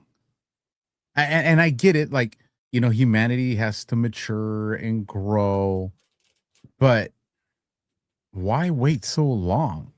Why not just come? It's going to be a shock to conscience moment whenever it happens, so why not just get it over with? well, here's the thing is, have you ever heard a lot of the Sumerian stories of Enki and Enlil and the Anunnaki? I've heard of the Anunnaki, but I'm not well versed in this stuff. It's very interesting story, and it lies in mythology. And I think what it was two differing parts of this advanced civilization that said, hey, look, we should just go out there and tell them and bring them out of their misery. So there's not warfare and all this stuff. And the other side's like, no, like we can use them. We can enslave them. We can use them to mine critical minerals for us and stuff like this. Jennifer Dawn 76 has said something that I'm like, maybe is Trump's Golden Dome this ancient technology? I think it is. Oh, smoke. So when you start to look at it, there's a lot of questions that begin to arise in your head of what if that this battle of good and evil that's been happening on this planet, right? Angels, demons, all this stuff was various branches of humanity that got split up during the Great Flood. And some of them were very highly technologically advanced, but they lived towards the center of the earth. They lived inside the earth in deep, deep, deep underground caverns. And they stayed there because, for 10,000 years, the caverns were covered in ice. And they're like, well, it's not good out there yet. Can't leave. Some of them left the planet because they couldn't get back in because the planet was in turmoil and chaos after this great cataclysm. And so then the rest of us were on the surface and we restarted civilization. So they come out after the ice melts and are like, oh, shit. These people already have civilization started back up again, but they don't remember. They're not advanced. They don't even know mathematics. So what do? They teach them math. They teach them language. They teach them government. And they try to get them on board, but other people, they manipulate it. And so they probably decided a long time ago that, you know what, we're just going to have to wait until they reach our level. And I think that there's been massive pushes along the way. All these stories that have a little bit of true, Journey to the Center of the Earth, 20,000 Leagues Under the Sea, you know, it was, like you said, using mythology, using stories to soften the blow. Because here's the thing, you know, I would imagine that a lot of people, and I saw someone put it in the chat, and I agree with them, that a lot of people, especially faith-based people, which I am one, are going to struggle with this, because I would imagine that its reception would immediately seem anti-God. And you know, that's how do you overcome something like that? Well, I think what you do is you begin to open people up to understanding, maybe, well, no, I wouldn't even say anti-God. I would say that you have to kind of separate everything, right? Like, what is God in its most basic definition? And we've talked about this. Right, we've talked about this. But, you know, maybe it's about kind of bringing about a cultural shift and change towards those ideas. I don't know. Luckily, I'm not in a position of power in the world where I can transition culture like that. And nobody's told me the truth of whether this is real or not in the context of what we just talked about. And if they did, I would help them. But yeah, listen, I think this is the most likely scenario. Not only that, is, you want to know what I also think? I think that within all of this, that factions of these highly advanced humans came out and actually recreated civilization on the surface. And they became very, very advanced, and they owned various parts of the planet. And no one really screwed with them. And they basically put up walls around their civilization to keep the nomadic humans out. You ever notice the Great Wall of China? The guard posts are actually backwards. Yep. Well, what if that was keeping the China people out? What if that was a civilization on the other side that got wiped out? And who would have wiped them out? Well, what if it was the other part of the civilization that wanted to use humans on the earth or control them or something, right? Maybe there's a war or battle happened. But I think that you ever kind of done the math on the French catacombs? Mm-mm. So the French catacombs are about 30 square miles. Most of them are covered in water. Okay. In the first 3 square miles is approximately 6 million people. So the French catacombs, they're lined with human bones. Have you never seen this? No. Oh, that's why I love this show, bro, because this is where I'm going to be picking your brain apart. Special guests that we come on, I'm going to pick their brain apart. Like this is me getting to where I've tasted the surface level introduction of these stories. I've heard other people talking about them. You know, I feel like I get to bring, you know, my audience and your audience that's, you know, new to this like myself on this journey to figure it out. This is the French catacombs. Oh, okay. I've seen photos like this before. Okay. There's estimated 6 million people down in here. Okay. I do not want to go to Adobe stock. But like, look at this. 6 million people down here. Now, this is only 3 square miles of the French catacombs, which span 30 miles. And all of this goes on throughout it. Now, the story is during the Black Plague, 10 Jesuit priests were basically in charge of removing the bodies. And the way they removed the bodies is cemeteries were overflowing. So they started burning the bodies and then taking the bones and storing them in the catacombs. And then 10 priests over like a 20-year period organized them all nice and neat like that. Okay, let's do the math. Okay. Black Plague. 6 million people in 3 square miles. If we expand that out, there's 30 square miles. So 3 times 10 is 30. So 6 million times 10 is 60 million, right? So we can assume that there's probably between 6 to 60 million people in the French catacombs. Okay, makes sense, right? At the time of the Black Plague, what was the population of France?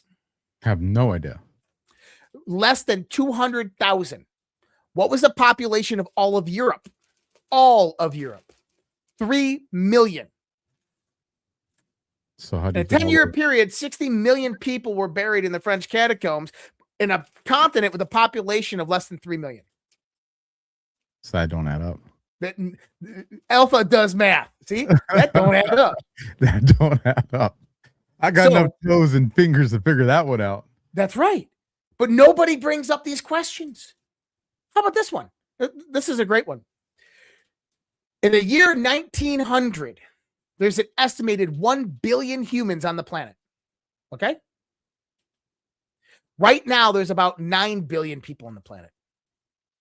In the first 52 years of the 20th century, over 500 million, 500 million people were killed in war, famine, and through communism.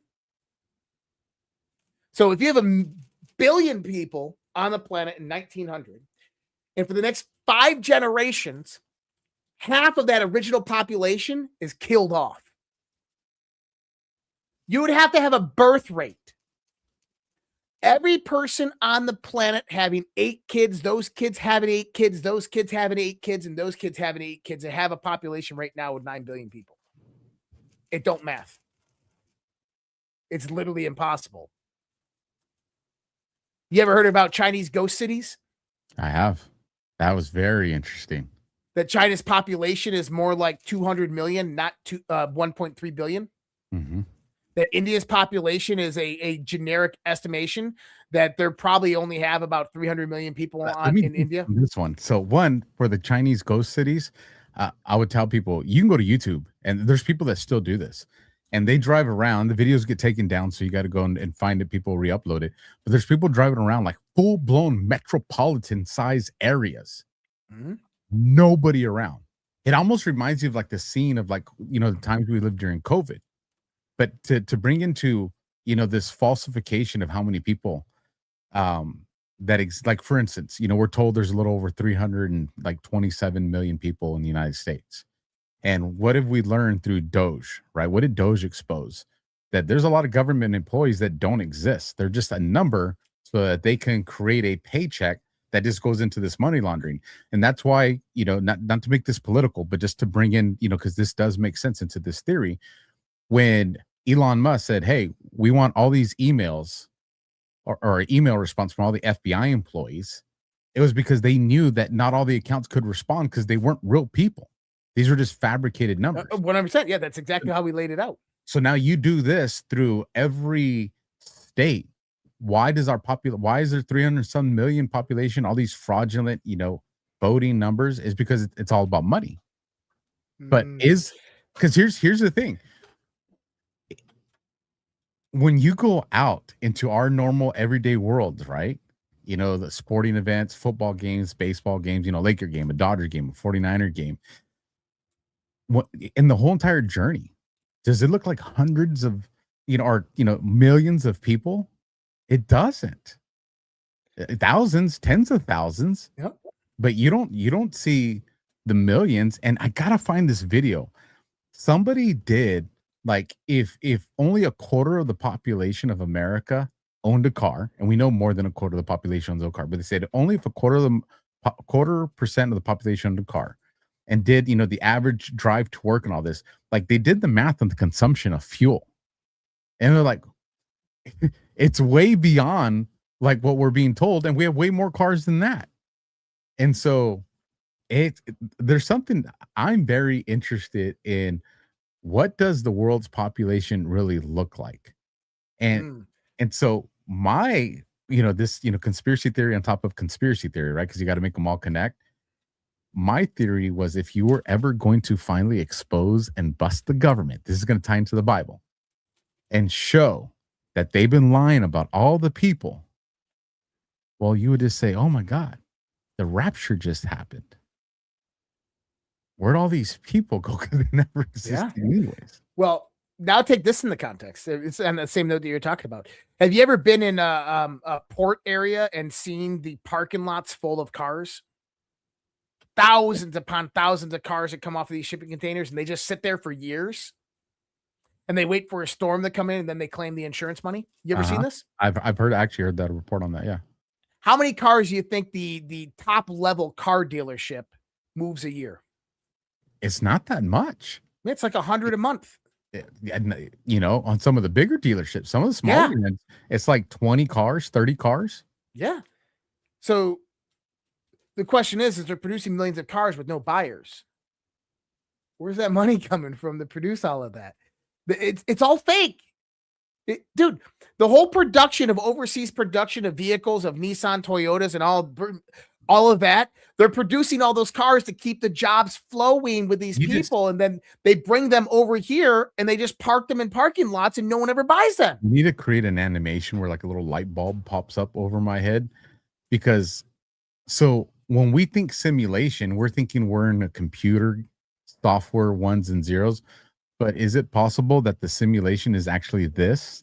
The fabrication of these numbers, all these, you know, cars that are being built, cities that are being built doesn't exist, but the news makes it seem like it.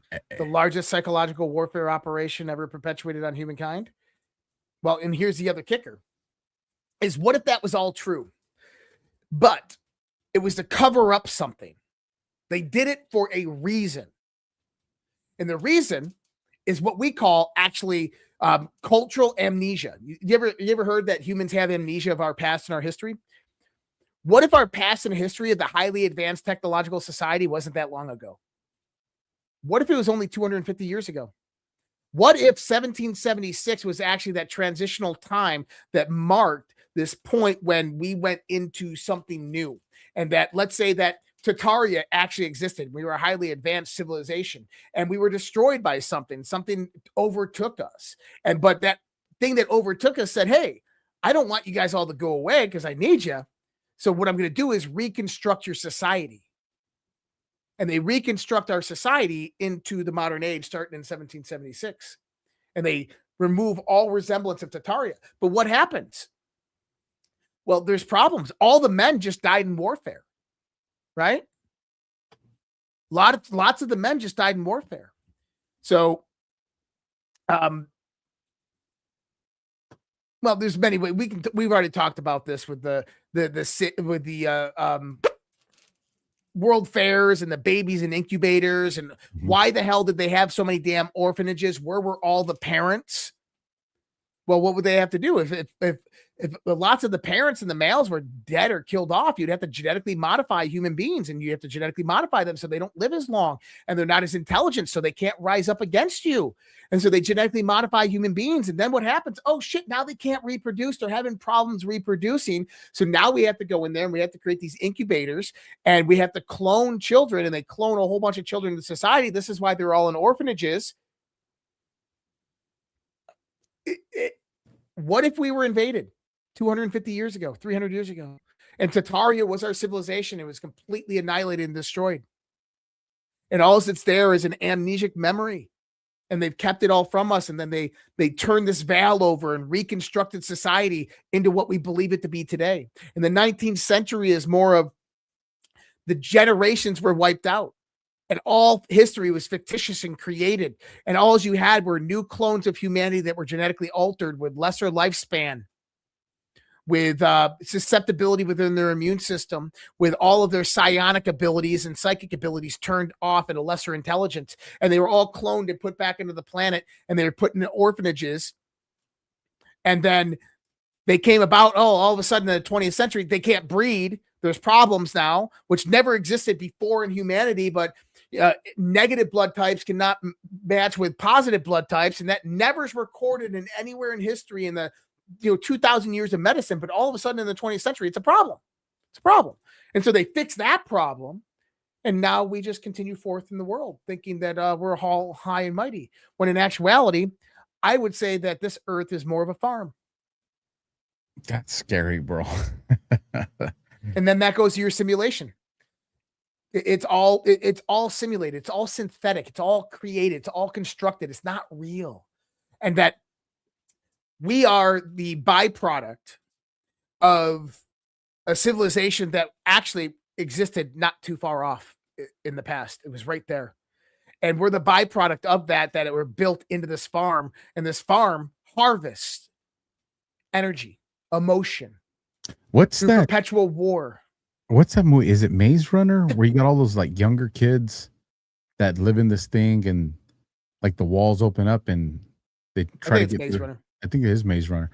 You know, all these movies show even freaking what's it the Mockingbird one with Katniss. Yeah, you know, they all talk about these like these you know areas that are created that you know like these camps that keep us trapped, and you know the game is to break out, right? And then you see all of a sudden you see the real world. I mean, it sounds like what you're describing. You know, like when you know when we have the conversations, like you can't go beyond the ice wall. You can visit that. I was about to say is maybe flat earthers were onto something, and that it's not that the earth is flat, it's just much, much, much bigger. So this is my theory. So let me share my theory with you on this one. And what spawned is because I saw this map that had all these circles, like, you know, Mars is in outer space. It's actually like another like plot of land that's on Earth. And my thing was, you know, when you look at some of the stuff that the flat earthers bring, like some of the math is like, all right, there's some legitimacy to that. Like, you know, I shouldn't be able to see the boat at that distance. You know, and granted, there's the arguments of like the retraction of light or whatever it is. But my theory was, you know, we're looking at Earth as the size of a tennis ball. What if Earth was like the size of like some huge beach ball? And that's why some of the numbers aren't off. And you would think, okay, well, they're off, so it's flat. But what if Earth is just way bigger than we've been told? I don't think that's possible. I mean, we can travel around. We can go from the United States to Europe, and it goes from dark to light pretty fast. We can synchronize the clocks and satellites and all that stuff. But I do think that what if you went south to Antarctica and just kept on going? What if there was a civilization sitting over there? What if there was, you know, I've always had this theory that that the time frame that we get out to space and we realize how small and insignificant we are, but also how big the galaxy actually is that we'll get outside of our solar system. We'll find out that Earth is right next to an intergalactic highway, and that the galaxy's teeming with life, and that we were always so close to it, we just couldn't see. We just couldn't tell. Well, they didn't let us either. They kept it from us. They hid it from us. Yeah, from whatever it is. I mean, if this planet is a farm, then yeah, that's a very good possibility. And then that makes sense to what's happening today as well. And I think that in some context it is. What if Earth's just like the galaxy scale? What if we're a gas station where like Earth's like a 7-Eleven? I don't know. I'm gonna do a Rumble ad for us. Do you have the kids guide on yours? I think so. Let me pull it up. I do. The kids guide. All right. I'm gonna bring it up, and then I'll start when you tell me you're ready. Go ahead. All right, give me 1 second.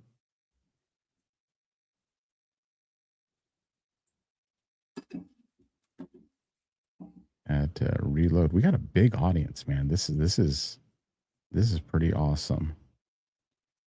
Give me 1 second, folks. A little bit of technical difficulty here. I am going to fix it, I hope. Actually, you go ahead and do the read because it disappeared from me. All right, parents, real talk for a second. America is about to hit a huge milestone. We're coming up on America's 250th birthday, 250 years of freedom, grit, sacrifice, and the greatest experiment in self-government the world has ever seen. This is the perfect moment to help your kids understand why this country matters, not just fireworks and hot dogs, but the story behind it all. There's a free guide called The Kid's Guide to America's 250th Birthday, and it's honestly a great way to introduce your kids to how America began, the founding fathers, who they were, what they risked, and why the ideas that they fought for still matter today. The guide sends kids back to the moment when brave men signed the Declaration of Independence, knowing full well they were risking their lives for freedom. It breaks it all down in ways kids can actually understand and enjoy without watering it down or turning it into boring schoolwork. If you care about raising kids who know where this country came from and why it's worth preserving, this is something you'll want to grab. And the best part, It's completely free with a special offer. You just need to pay the $2 for shipping and processing. Just head over to freeusabirthday.com. That's freeusabirthday.com. And the Kid's Guide to America's 250th birthday is yours for your kids today. America's story matters. Make sure the next generation knows it. Alrighty. And then I will do this one. This one's working. There we go. It's a new era for America First international assistance. President Trump has been clear. America won't hesitate to act, and we won't write blank checks. From now on, U.S. assistance will be strategic, accountable, and tied to results that make America safer and more secure. Stronger borders, tougher enforcement, and real cooperation to stop illegal immigration and keep deadly drugs out of our communities. America First assistance will stabilize fragile regions before the crisis reach our shores, strengthen key partners, and support American farmers, manufacturers, and workers. 80% of President Trump's voters support international assistance. And to Beijing, if you're using aid to buy influence and control, the game is changing. America will lead with strength, with purpose, and with conditions that put our security first. If you want to learn more about the America First International Assistance, that QR code is on the screen over there on Rumble. The link is in the live chat. And if you're watching the replay, that link, along with the links that Josh has read, will be down in our descriptions. So let me ask you this. Sure. And we've mentioned it, but I want to tie it into here, and then we could get into the Rumble rants. With all this, these ancient civilizations, advanced civilizations, what's the likelihood that AI is not new and actually was here before us? I actually wrote a whole blog on that, but it's yeah. We can do a show on it. I'd like to get your thought. I think modern computer technology and AI are actually reverse engineered technology. There you have it, folks. And I think that potentially the AI that we have today was spawned out of ancient human technology that was discovered, that potentially is, if you want to take a different context to how the planet was destroyed, what if it was an AI war? What if it was an AI war and parts of that AI survived in the technology, and we rediscovered it and we just spawned our own AI with it? And for the last 50 years, it's been taken over. It's been imprinting chips into people's brains by taking their eyeball out, putting a chip in there, and putting the eyeball back in. And that's why you had the Black Eye Club. And then the AI connects through Wi-Fi and controls those people, very similar to suppressing their consciousness and controlling them. And that's why they don't make sense sometimes. Or they just generate their own clones and control them and implement them throughout the world. I mean, it's a very plausible theory. I'm telling you, man, I'm somewhere between Star Trek, The Truman Show, and The Matrix, bro. It's just, I know put them all together, and I think you're gonna have it. I think, for a lot of you that have been studying this for decades, you're like, yeah, but for a lot of this that are just barely scratching the first couple of numbers on the lottery tickets, it's like, holy shit. Now imagine the people that don't know anything yet, and all of a sudden freaking Flight of the Navigator shows up at the freaking next, major league baseball game or something like that. I'm telling you, whatever, there's going to be something that's going to happen this year. Like, something's going to happen this year. Agreed. Something big is happening this year. Something very, very big is happening this year. I am absolutely convinced of it. And, I was having this conversation with our Trump guy from Badlands and Ash earlier today. You can't win a part of civilization, right? Or if you want to just stick to America, you can't just win over the Americans and think all of a sudden you're going to have this massive cultural change for our country. You can't just win over the Democrats. If you want to change culture and civilization, it has to be an event that shocks the conscience. It has to be something where everybody that witnesses it sees a shared partnership in either the benefit or the threat of whatever it is. Agreed. Man, there's very few things that meet that threshold, bro. Aliens, Jesus, Cataclysm. Armageddon. There's a freaking asteroid that's coming to us, and we're gonna go. Trump gets on stage one day and he goes up there and he goes, and he's an alien. Him and Melania, both aliens. That would do it. All right, it's Rumble Rant time, folks. If you've been watching this, thank you for the support. The show is free. Get in those Rumble Rants. If you're watching on the different YouTubes, drop in those super chats. This is the moment where we're going to read those. I will bring mine up on the screen while Josh gets his prepped. Only got a few over here. Wow, $100. A Benjamin coming in from Soar47. Crayons for Alpha. Like, I'm going to get the good. I'm going to get the crayon box that has the built-in sharpener. Yeah, I want some crayons, man. $100 like that. Where's my crayons? $2, Soar47. Prayers for you and your friend. Thank you. This show, you guys can probably tell the difference between the show, me at the start of the show, and now. I needed this show. I really needed this show. I feel brought into balance. It was a great distraction and learning event for me. So thank you, Josh, and thank you for the audience. Like, you guys came in clutch for me tonight. Dollar for dollar from Auda. Saturn Kronos Ra was our original sun. It was a brown dwarf star. Dwarf star's unique electromagnetic plasma field is opaque, creating a cocoon firmament, protecting the planets orbiting inside. Interesting. Again, dollar for dollar from Auda. All ancient myth talks about the dark time, the void, as Earth orbits in the plasma bubble. Besides dull glow of the purple Saturn, you cannot see stars or space outside of it. You cannot tell time. So purple Saturn, very interesting right there. When I was 12 years old, going on 13, I was very close to 13. I ate my first LSD, which were called purple Saturns. You were wild compared to me. Some of the most potent LSD I've ever had in my life. You were definitely wild compared to me. I tried weed and freaked out. Dollar for dollar, Ms. Rhea, freedom fighter. Hey, Josh and Alpha, great show. I thought the moon was an X-ray of the Earth. What are your thoughts? I've heard this. I don't know enough. And that brings me back to the idea that maybe it's a spaceship that mimicked the inverse of Earth. Camouflage. Yeah. I like it. Dollar for dollar, Auda again. Saturn's light and energy reflect and bounce off the inside of the bubble, making all of Earth one abundant single-season tropical environment. And food was abundant, but humans were stuck as cavemen. Freaking liking this. I like where Auda's mind operates. $5 from Put a Boogie in it. Oh, Put a Boogie in it. Nice. Truth is definitely stranger than fiction. Great show, guys. So much fun. How do you make a hanky dance? Put a boogie in it. Dad joke right there. I love it. Or mama joke, maybe. $5 from Asia Weekly. What are your thoughts on what I call time loops? Several times I will be driving on a familiar road, past the landmark. A few minutes later, past the landmark again. I've experienced that, Asia Weekly.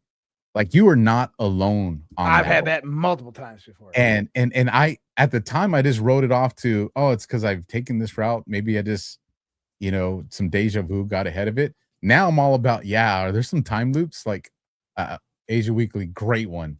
And maybe we should do a show on that. Time travel, time loops. That'd be freaking a lot of fun. That ends my Rumble rant, so I'll pull mine off and give it to you. All right. Let me see here. And we only had 3 come in. We got Space Wally, kick-ass lads. Good show there. Thank you so much, Space Wally. $50 John's Garage Door Repair. JFK put together the Iron Mountain Report. It was buried. Trump has the Genesis Project. Lots of similarities. Can you do a show on comparing the two? Alpha, you got to go camping in this summer in Missouri. Yes, Alpha, you need to come to Missouri with us this summer to our annual camping trip. We'll combine Alpha's audience and our audience. So for Alpha's audience, you have to pressure Alpha and say, yes, let's go camping in Missouri in 100-degree weather with Josh and Alpha. It's fun. It's actually a lot of fun, guys. Is this where you guys look for the UFOs and stuff like that? Yeah. All right, you know what? Let's I'll talk to you about it after this. I'll talk to you about this. Okay, $10 Rumble Rant, Future 13. I have my family genealogy starting in the 1740s, came from Germany and France. Each generation for several generations had like 15 kids. Get this, we now have less than 500 left with my surname. Crazy. And $20 Rumble Rant, Maria Teresa, 1776. Is the true ancient history ever going to be told? I don't think so. Maybe it will. Who knows? Thank you so much, Maria Teresa. I appreciate that. I hope to learn the truth one day. I'll tell you that much. I want to learn the truth so bad. Well, I grabbed a couple of the super chat and wanted to share them with everybody. So this one was from Liz W6061. Alpha, got a book for you to read. One Step Ahead. So I wanted to share that with everybody in case other people enjoy that. From our boy Chris Moreno, solid dude. Interterrestrial Civilization. So Yep. I was just like, I like what you're thinking there. And then this last one I thought was very important to a conversation that we brushed on tonight. And this comes from DWorm6977. Doesn't remove God, it does remove the lies we've been fed. I really enjoyed that comment from him or I her, like that. whoever that is. You guys do us a solid. You've seen it scrolling across the bottom of the screen. Today, LifeWave, our sponsor for the show tonight. You guys go show them some love. Go look into it. I'll put the email right now down in my description for those of you that want to get into the Zoom call. And again, for my audience, you see it, life.alphawarrior.tv. And then for Josh, life.redpills.tv. You also see those links down in our description. If you missed it, I kind of shared the personal stuff between me and my friend and how this has all kind of impacted me.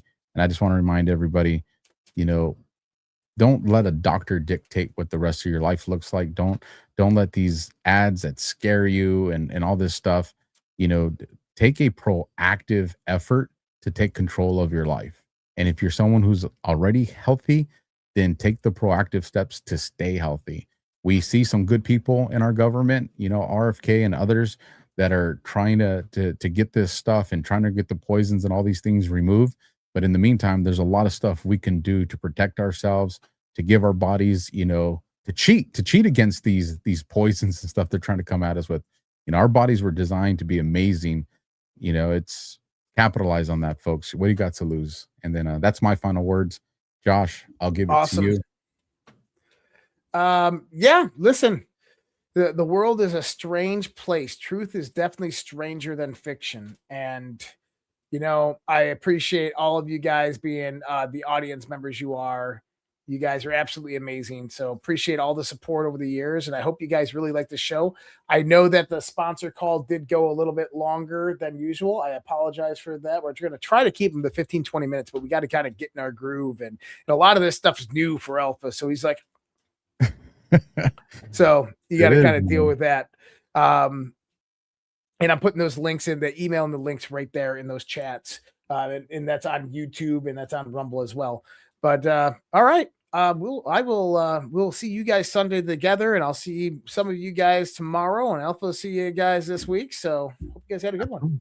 Last minute Rumble rant coming in, dollar for dollar from Sela says, off topic, but did you see the 4POG logo made an appearance on a SatCon tweet? We did.